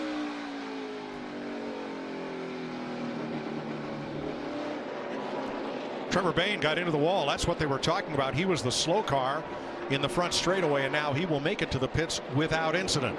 They went in a third turnover, Mike, and the car just took off up the track. I'm thinking he maybe has a flat tire, and he hit the wall and rode it all the way around 4, but he kept it going. I don't think it's going much further. Like no, that. Got a lot of smoke. Speaking of smoke, Stewart-Haas Racing looking for their 4th Martinsville win. Tony Stewart, Ryan Newman, and Kurt Busch have been to victory lane for Stewart-Haas. See if we can figure out what happened at 6. Wonder if it was a wheel hop, as happened to Ricky Stenhouse in practice. Could have been. Oh, yeah, that looks very, very similar to the same issue. You can see the skid marks from the tires as they skip across that concrete, and that's a sign of wheel hop, where you get into the corner, you get on the brakes, and those rear tires start to lock up. There's not a lot of weight on those rear tires, so they just start hopping, and you lose complete control. And Mike, as symmetrical as this track is, turn 3, when you go in there, it's a little bit of a downhill. Yep. And so the car gets just a little wee bit light as it enters turn 3. Now you saw the teammates there trade 6th place. Logano passing Keselowski, and I believe Alex Bowman was catching them. A couple of lap cars in between, but Logano now 6th, Keselowski 7th, Bowman still 8th. 40 laps to go, guys. Tick tock. If I mentioned grandfather clock, then I think Eddie Gossage will have given away all his stuff, although you did earlier, Jeff. Yeah, I mentioned it. Yeah, you did right off the top. Texas Motor Speedway, 2 weeks for their big race weekend. Next week, we'll all enjoy Easter at home with the families, and then we'll see you in 2 weeks in Texas. You know what Eddie needs to do? He needs to take a break. Breaks. Was that one of them? Breaks? You know, thinking about Trevor Bayne's incident, that's just, to me, a product of this racetrack. As you get down to the closing laps of the race, you start driving in the corner a little bit deeper. The brakes are not quite there as much as they used to be. You're using, up your fenders a little bit more, trying to make these passes. You start running out of patience, and that's why we've typically seen so many late cautions here. So I know we've had a lot of green flag runs, and it might go green all the way, but there's also a pretty good chance that caution could come out again. And Trevor Bayne did get back out on track. Yep. He is out there 9 laps down now. And I don't care how good a shape you're in, Mike, that left leg gets tired. Oh, yeah, your foot, the ball of your foot is almost completely numb from pushing on that brake pedal so hard. There is the gap, 1st to 2nd. It has not changed in the last 40 laps. It's been 1 to 1.3 seconds. Only 1 car out of the race, Landon Castle. Greg Gaulding 18 laps down. Ricky Stenhouse 17 down. Harrison Rhodes is 14 down, along with Bubba Wallace, who cut down a tire early from contact. That broke the sway bar connector, and they had to come in to replace that in the garage area. So Bubba's now 14 down. Yeah, Mike, when that right front tire goes down, that sway bar is right there, and the thing will drag the track, and it'll wear it right out if you go along. So that's probably what happened to those guys.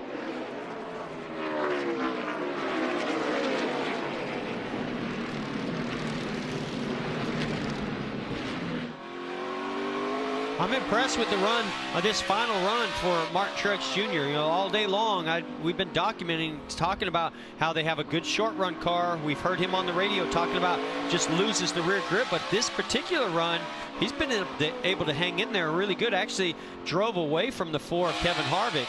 Yeah, I think he's actually gaining on Blaney in the 12 a little bit. His lap times are a little quicker, so I'm sure he's got his sights set on trying to get up there to 3rd.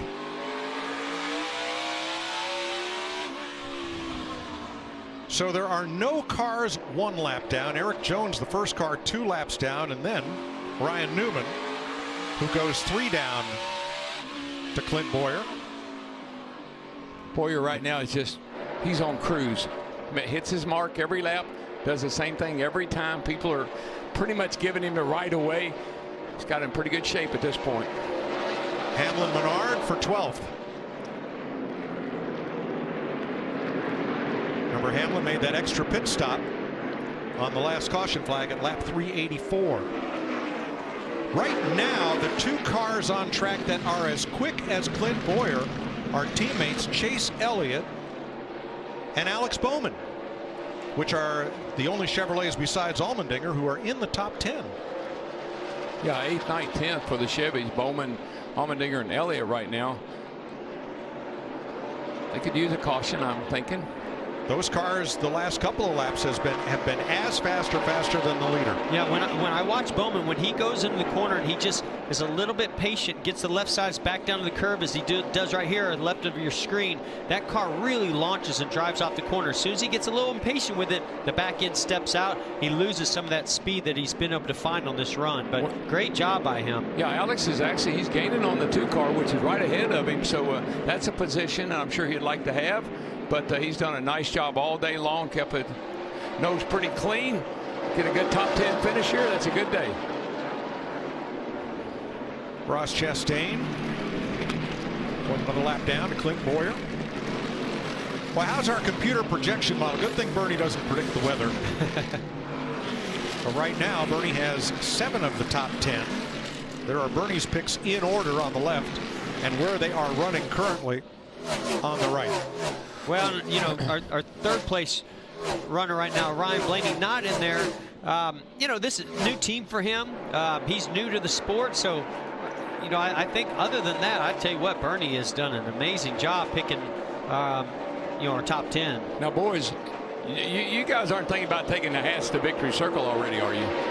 Because we still got 25 laps to go here, and I don't know, Larry, I asked you earlier and you shot some numbers out there about trends and late cautions and overtimes, and this thing could end up still crazy. Yeah, we're right there at the threshold of the average last caution. Normally comes with 33 to go. I think the big question, I know as a crew chief, if the caution comes out with as far as we have gone here now, because we've been racing for almost 80 laps since that last caution, you know you want 4 tires, but you know with only a few laps to go in this race, somebody's going to roll the dice and probably go with just right side only. I don't think you can stay out, but I think we would see some strategy played out just trying to keep track position. Yeah, and Larry, what do you do on fuel? What do you do on air pressures? Do you put a little extra tire pressure in there for a shorter run, or do you leave the pressures low and you'll hope that they build up right where you need them? Yeah, there's a lot of decisions, and I guarantee you their calculators, all those things are out on pit road just waiting in case it happens. And right here is what Kyle Busch wants to see. Nothing between himself and the leader. Clint Bowyer is about a half a straightaway ahead, but now Busch has him in his sights 1.3 seconds back. The question is, as Bowyer approaches a lot of single file race traffic, can Busch get there? Well, if he does get there, race on, because I tell you, we know one thing for sure. He's not going to take any prisoners. He's going to be going for it. And that's what, I'm sure that's what Bowyer knows as well. I'm sure he doesn't want to see that, what Kyle Busch on his bumper. What Kyle Busch really wanted to see was that he was a 10th faster that last lap. Here's that battle we talked about, Keselowski and Alex Bowman. Great job by Bowman of just being really nice and patient. That's that lower line I talked about where he gets that launch off the corner. Great job to him by running down one of the best here at Martinsville, Brad Keselowski. And he's there. I thought this would be more of a battle. Of course, it's not over yet. Well, when those tires get this old, you've run them this hard, the brakes are worn out, it's hard to fight somebody that's run you down from a whole straightaway. Yeah, and Mike, the last thing you want somebody to bump. Your car's right on the edge anyway. Somebody bumps you a little bit, gets you loose, spins you out, and then there goes your whole day. So you kind of cut your losses here. Of course, just as we say that, he hasn't given it up yet. No. He gave him the space. He didn't give up the spot. Brad may be hoping to stay double file until they get to Ricky Stenhouse, perhaps. But you can see this is the advantage that Keselowski has. He can carry a lot of speed into the corner. Bowman just has a little bit more drive off the corner, but Keselowski, you know, being in that outside lane makes it really hard for him to get the run he wants. But now Bowman clears him. That inside will prevail just about every time. There's exceptions, obviously, but most time, give me the inside. And the big exception today has been on restarts. The outside lane is, we didn't see that coming. That hardly ever happens unless it's orchestrated, and most of those restarts weren't. No. Yeah, that's been one of the big changes today that I've seen in this race versus past races. I've never seen that be the preferred lane. All right, here comes Bowyer into turn one. Eric Jones is there side by side with Ty Dillon.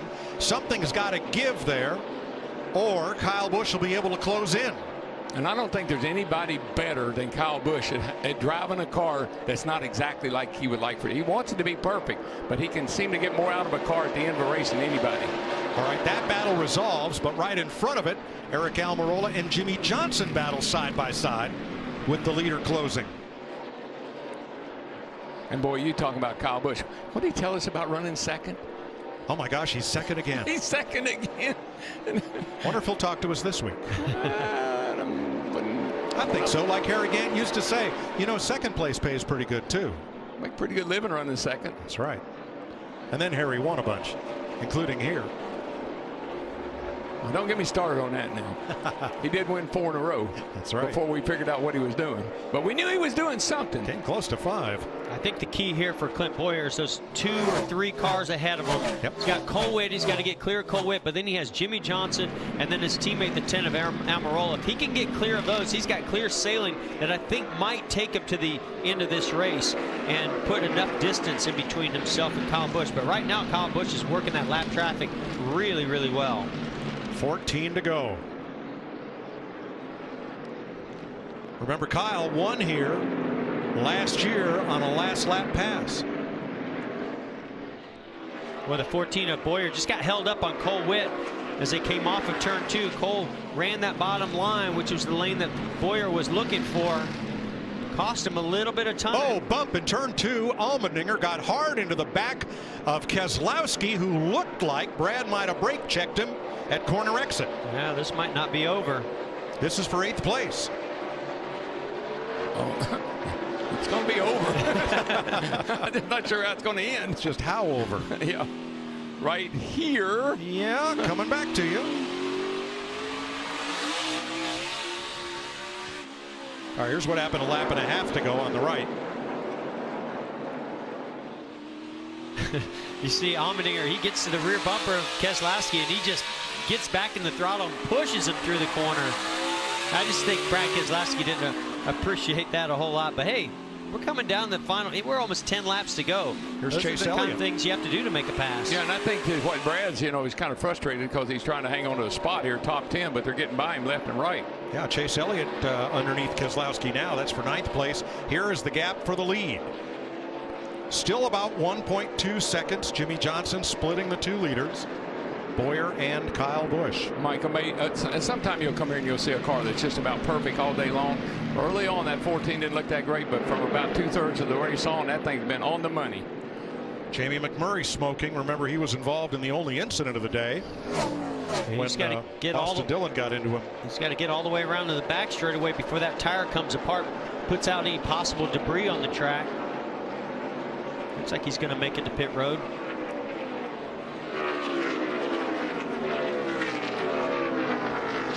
'51 got into the wall in the back straightaway, Harrison Rhodes, but continues multiple laps down. Mike, isn't it funny how you get the last 8, 10, 12 laps of race and everything cars start smoking, guys start almost spinning out.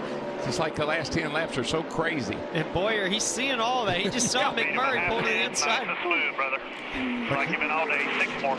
McMurray made it to his pit. No problem. I could just hear Clint right now inside that helmet. He's going, no! Are you kidding me? And then the car pulls on the pit road. Oh, okay. No! Oh, gosh. Brett Griffin. Brett is There's another one right by Bowyer. Unbelievable. That's it for Rhodes. Yeah, Brett Griffin has been Bowyer's spotter, I think, ever since he's been in Cup. They're good friends. They're from home together, and he does a really nice job helping Clint through these tough situations. We once had a driver in Cup named Del McCowart from Savannah, Georgia, who made the pages of Sports Illustrated when he was quoted saying, maybe I never won a race, but I never lost a party. Well, Clint Bowyer never lost a party either. And in 5 more laps, there could be a big one. His Jayhawks made the Final Four. And yesterday, he took a bunch of kids to the NASCAR Hall of Fame on his snow day. Watching the battle for 9th.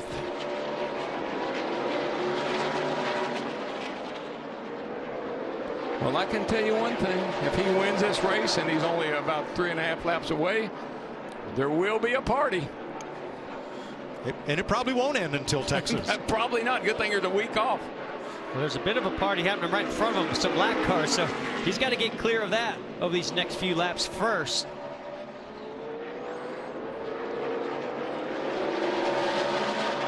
Almirola there. That's not for position. Almirola's last car on the lead lap. Still there. Half straightaway gap. It's 1.5 more. So they get underneath David Reagan. All clear, all clear, all clear. All... And the white flag wave, sponsored by Credit One Bank. All clear, man. All clear. All clear. Race is official. Bring this thing home. Playoff first, a Busch Clash entry, and an all-star race, Holland. Tick-tock, grandfather clock. Clint Bowyer wins Martinsville. Yeah! Woohoo! Yeah, buddy, yeah! All right, all right!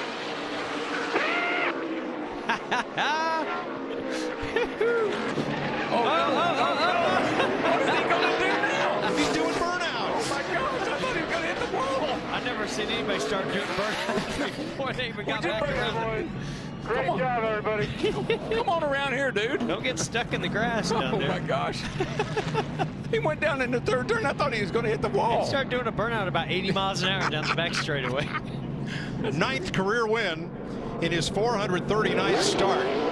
His last win came October 2012 at Charlotte. First time he's won at Martinsville. And Clint Bowyer taking home the checkered flag is today's Sunoco fueling victory. He was runner-up in this race 5 years ago. Led more laps today than in his last 159 starts combined. You can't be on the roof. You know what? He can be anywhere he wants. Oh, man. I love seeing how excited he is about this win. I think that's, is that the snake on the back of his helmet, Don Prudhomme? He's going to hug everybody. I know he's got a lot of commemorative helmets. Wouldn't surprise me if he goes in the grandstands and hugs all the fans. Honoring great drivers. I believe that is the snake. Yeah, Don Prudhomme. And Don Prudhomme's a big NASCAR fan, so I guarantee he's watching this race. And very proud to be on that winning helmet.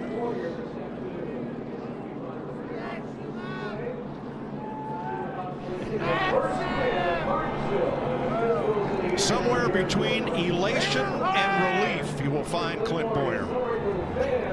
So happy for him. He's just, what a character.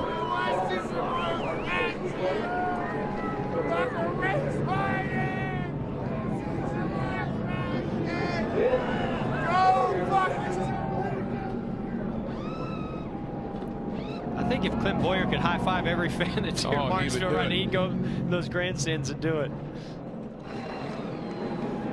And you know this like I do, Jeff. What a relief. That's such a relief for a guy that's been needed a win so badly, and he finally gets it. And I can't wait to see what kind of momentum comes from this now. Now that that weight has been lifted off of his shoulders. He calls his crew chief Bugga. That's okay. That'll work. Big, long, winless streak snapped. What is it, 190 races, was 190. It? Wow. He led 215 laps today. We'll show you the restart at lap 392 in a minute. He wants a beer. Of course he does. Anybody got a beer? He wants to get that party started right now. I'm telling you, you won't believe this. Oh, it's funny. There it is. One of the greatest trophies in all of racing that Clint Bowyer will collect. Here's your 5-hour Energy Extra Strength big move of the race. It's the restart at lap 392, the last restart of the day. He sweeps around the outside of Kyle Busch and disappears.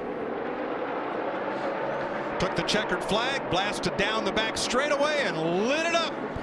Mike, this is incredible. This is insane right here. I've never seen anything like that. What's more, a driver who almost ran out of gas around lap 380 is going to victory lane. Here's Vince with the runner-up. Well, it seems like this conversation has been had with Kyle Busch, I know, more often than he would like. Runner-up again today, but what's the positive you take from running up at the front, knocking on the door week after week? I'm not sure. You know, just I guess the fact that we're you know, a championship caliber team, myself, Adam, of course, and my guys. So we just got to keep executing, keep doing a good job. That's what we're doing right now. It's just not working our way. So you know, the M&M's Caramel Camry was really close today. It wasn't as good in practice. I thought we were better today than we were in practice, so that's an improvement. But for some of the guys that were there and then kind of left, you know, I was not expecting the 14 as one of those guys that was going to stay there and be one that we had to race for the win. But man, it's funny at all of our finishes, for as good as we are with second place, as far ahead as we are of third, that the leader's that far ahead of us, you know. So you know, it seems like we're kind of on our own island, but then we get beat by somebody else on their own island. So you know, all's good. It just keep going. Your day's coming. Kyle Busch, runner-up today. Jamie? And Denny Hamlin led 110 laps today, just got out of the car and assessed the damage. Quite a bit of damage here. What happened with you in the 4 that led to this? He had just got to me, and I think he bumped me 3 or 4 times. And then, you know, I was just bumping him back, and he brake checked me. So it's, you know, I guess I probably should have brake checked him in the first place. But, you know, it was just light bumps here, and he just slams on the brakes. So classy.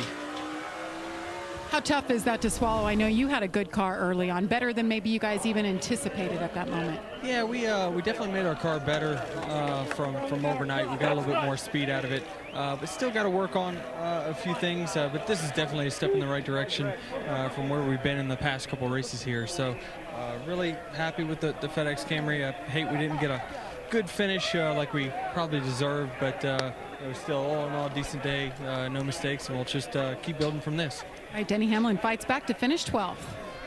Thanks, Jamie. That's Clint Bowyer with Clint and Laura's son, Cash. Named, of course, for Johnny Cash. They're going to cash it in today as Victory Lane gets set up. Clint Bowyer has just become the first driver to win a Cup race in all 3 manufacturer cars, Chevrolet, Toyota, and now Ford, for Stewart-Haas Racing. And did he light the place? It looks like a snowstorm. All that tire smoke. Hey, now, Mike. I know, anything but a snowstorm. he's on it, isn't he? Clint Bowyer in Victory Lane. Here's Matt. An incredible journey for Clint Bowyer. 6 times he has finished second over the past 6 years. What a journey. Can you describe the relief? You know, to have it come here, this is a place where I've gotten so close. I wanted to win this grandfather clock so bad. I mean, Patty come over. We got so close back in 2012, and to see him and everybody, you know, Mike, Booga, everybody on this team, everybody at Stewart-Haas Racing. This year, we learned last year. Obviously, Harvick came on strong at the end of last year, but it was a learning year for our team with the 14 bunch. It was just time. So for whatever reason, it felt right driving up here. Such a cool place to be able to drive up through the countryside on a 2-lane road and think about the race. And I told him this morning, I was like, damn it, we got to get a picture in Victory Lane. And he told me he wanted a checkered flag. We get that checkered flag. Let me tell you something. Gene Haas, Tony Stewart, to give you know, this old dog a fresh chance and fresh blood, new opportunity. Rusty Rush, everybody at Rush Truck Centers, thank you, brother. Love you. Wish you were here. One Cure's a new partner for us. Wicks Filters is a new partner. It's going to be on the car later. He's really proud of that checkered flag. But just everybody working together, from you know, Harvick leaving a charge with those first 2. Give me one of them damn beers. With his first you know, 3 wins there, and then finally to get to 14 in Victory Lane. It's just a weight off the shoulders, man. It's been a long time. You start to question if you can get it done or not. To have it come at this place, I'm telling you, it meant a lot. So many meaningful things about the win today. The first time for your kids to be to victory lane, and you mentioned it. This is the place. You're an old school racer. This is the place that every driver wants to have on their resume, and especially have that clock. Oh, absolutely. I mean, this is a place that's an acquired taste. It's something that when I first got here, I was a duck out of water, just like everybody else that starts here at their first. Learn from Jimmy Johnson, learn from Jeff Gordon, sometimes the hard way, but nonetheless, I learned over the years and finally put it to good use to keep Kyle Busch the best in the business, one of the best in the business. Behind you, those closing laps, it's just the nerves are through the roof. My brother was on the back straightaway, just like old times at Lakeside. I could see his big ass back there rooting me on and telling me just like he did back at Lakeside. So, it's unbelievable how it all came true, and to have everybody here. The Dirt Boys, they had a good weekend, and I told them guys to come up here because we were going to have a good one. Mobil One, the technology that they give us is second to none, and just awesome. To watch those Haas F1 cars run as good as they did this weekend, and then all 4 of our Stewart Haas cars had a good weekend. Great weekend to be a Stewart Haas company. Congratulations. Cash, wave that flag. Yeah, number 1!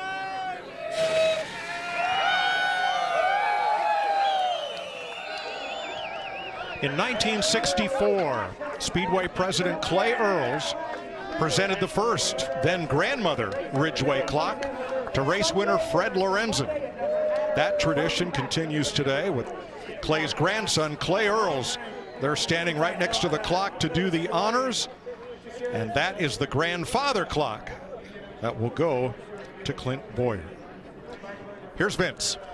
Well, over 500 laps today, there were 2 dominant cars. One ended up in victory lane with Clint Bowyer, and the other one belonged to this man, Ryan Blaney. You led 145 laps, but you finished 3rd. Where did it go wrong? I think we started off really well and made our car better the first couple runs, and we were able to win that second stage there. And I think the track got pretty tight there. It took a bunch of rubber, and we were just a little bit late adjusting on it. So I should have known better. I should have made more aggressive notes and calls to try to get us better, but I can't complain too much. I'm so proud of this 12 team. This is a place where it's not my favorite racetrack. I really don't look forward to coming here very much, and that makes it a lot of fun, and it just shows the effort that this team has made. I can't thank Menards and Libman. We got on the hood this weekend for their supports, and a good place to go into the off week, and some good notes to come back here in the fall. Hopefully we'll still be involved in playoffs. Yeah, well done. Ryan Blaney, 3rd. Jamie? Martin Truex Jr. brings it home 4th. But, Martin, you were just watching Clint celebrating. What is it like? You've been through those moments where it was a long winless streak. Yeah, I mean, just it's so cool to see. He's worked so hard. He's been through a lot, obviously, and has had a couple tough seasons. And now he's obviously with a great team, and they started the year off strong. So Clint's always been really good here at Martinsville. So I know this place is special to him, and it's really cool to see him get that win today. So hopefully I'll be able to swing by there and see him on the way and congratulate him, because it's really cool to see with him and his kid and all that stuff. And I can imagine the emotion he's got right now. I know you guys just want to get that first short track victory so bad. Take us through your day. It ended up all right, but it was kind of up and down. It was real down for a while there. We started off the race and we were pretty fast on the short runs, and just the long run was just eating us up, and I just couldn't keep the rear tires on it at all in the long run. So we had to make some really big adjustments after stage 2, and luckily was able to drive back through the field. The last 2 runs of the race we were really strong, particularly the one right before the end, right before the last caution. We were really fast that whole run. So luckily I was able to make some gains on it there, drive through the field, get some track position, and then at the end just tried to make it better, and we got worse again. So just one of them deals, but really just for a while there, we were 17th, 15th, 16th, 17th, something like that, and dropping like a rock. And I'm like, oh, this is going to be a long day. So proud of the guys for sticking with it. All of us put our heads together and, didn't give up on it, just kept working on it. So proud of that, and we'll get that short track win sooner or later. This is probably our worst one out of all of them, so 4th isn't too bad. Another top 5 for Martin Truex Jr., Mike. Thanks, Jamie. He'll lose the point lead to Kyle Busch as Clint Bowyer takes a congratulatory phone call. A long weekend for Clay Campbell and his Speedway staff, but worth it with an exciting race and a really thrilled winner. More to come. Where did this idea of climbing on the roof of cars get started? Hold me, boys, hold me. You just might imagine. Oh, wow. An impromptu celebration for Clint Bowyer. Dancing on the roof. surfing into the crowd, and then he got back into the car to climb out for the photographers.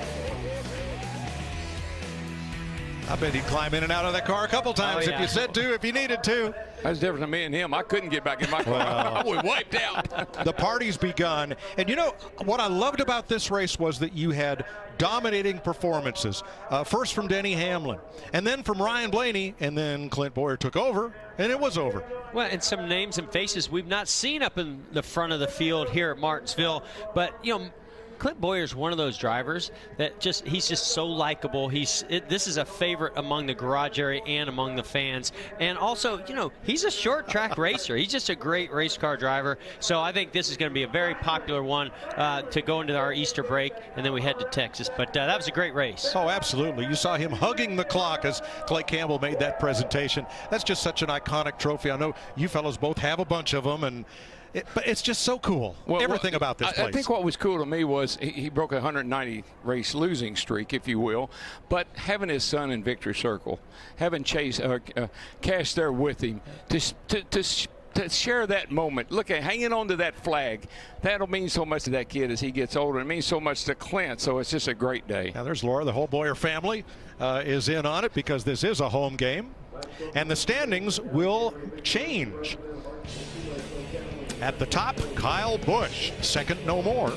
Kevin Harvick, of course, with 3 wins. Truex, Bowyer, and Dillon each with a win, but Kyle Busch has the most points over Ryan Blaney, Joey Logano, and Brad Keselowski, among those drivers who don't yet have a victory. And the cutoff point right now, Ryan Newman ahead of Jimmy Johnson by 14 points. Matt. And Mike, 2 observations from Victory Lane. One, I think we're going to need a squeegee from all the beer and confetti flying around. And I don't know if that thing's going to pass the OSS. No, probably not. There might be some pictures bouncing up on social media here. But, no, our Haas Demo Day Ford Fusion was just awesome today. You know, I can't think of a more deserving team. A good group of guys have really come together, worked their butts off. Clint, finally, after 190 races, I think it is, or something like that, gets his win. Everybody at Stewart Haas been working so hard, and you know, we lost Eddie Pierce Jr. this past week or 2 weeks ago, and you know, this just goes out to his family and dedicate that to him. I worked with him at Roush, worked with him for a long time. He's a great guy, and you know, it's a true loss to you know, not have him with us anymore. And you know, also a shout out to my friend Ben Bayshore, the engineer on the 18 car, lost his mom this week, so you know, it brings a little bit of happiness here for our company. You look at you and your resume. You got Tony Stewart, his final win at Sonoma, breaking a streak. You got Bowyer back, and you've had a lot of pressure on your shoulders as well, trying to get these guys back to victory lane. Yeah, you know, every week I look at it as pressure. You know, we're out here to be the best of the best and perform and try and win races. And man, you got to cherish every one of these because you never know when the next one is. You know, the last one in 16, I kept wondering, man, when's the next one going to come? But this is a spectacular one to have with all the history here at Martinsville. And the grandfather clock. And the grandfather clock. My wife doesn't know it yet, but we're going to have a new addition to the living room. That's terrific. The inside joke there is that if you're going to have the roof cave in and have pictures on social media, make sure it gets caved in victory lane, like they did today.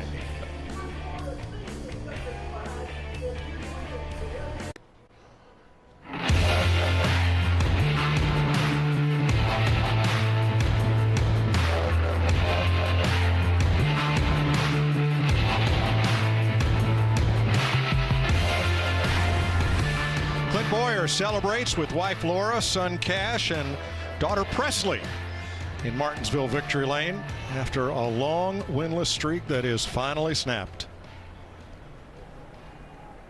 And a grandfather clock to wind. Coming up next on FS1, it'll be Adam Alexander and NASCAR Race Hub. We'll take a week off, and then we'll be in the Lone Star State. Sunday, April 8th on FS1 from Texas, beginning with NASCAR Race Day, and then the O'Reilly Auto Parts 500. Back at the high-speed track. Yeah, get to watch some big Haas. Get to watch on the big screen TV there. It's a great track. Great celebration for Stewart Haas Racing. Only the second time in the last 30 races that a Ford has won here at Martinsville. Snowed out Sunday, great race on Monday. For Michael Waltrip, Vince Welch, Matt Yoakum, and Jamie Little, Larry McReynolds, Jeff Gordon, and Darrell Waltrip, I'm Mike Joy, congratulating Clint Bowyer and Stewart-Haas Racing on their win today in Martinsville.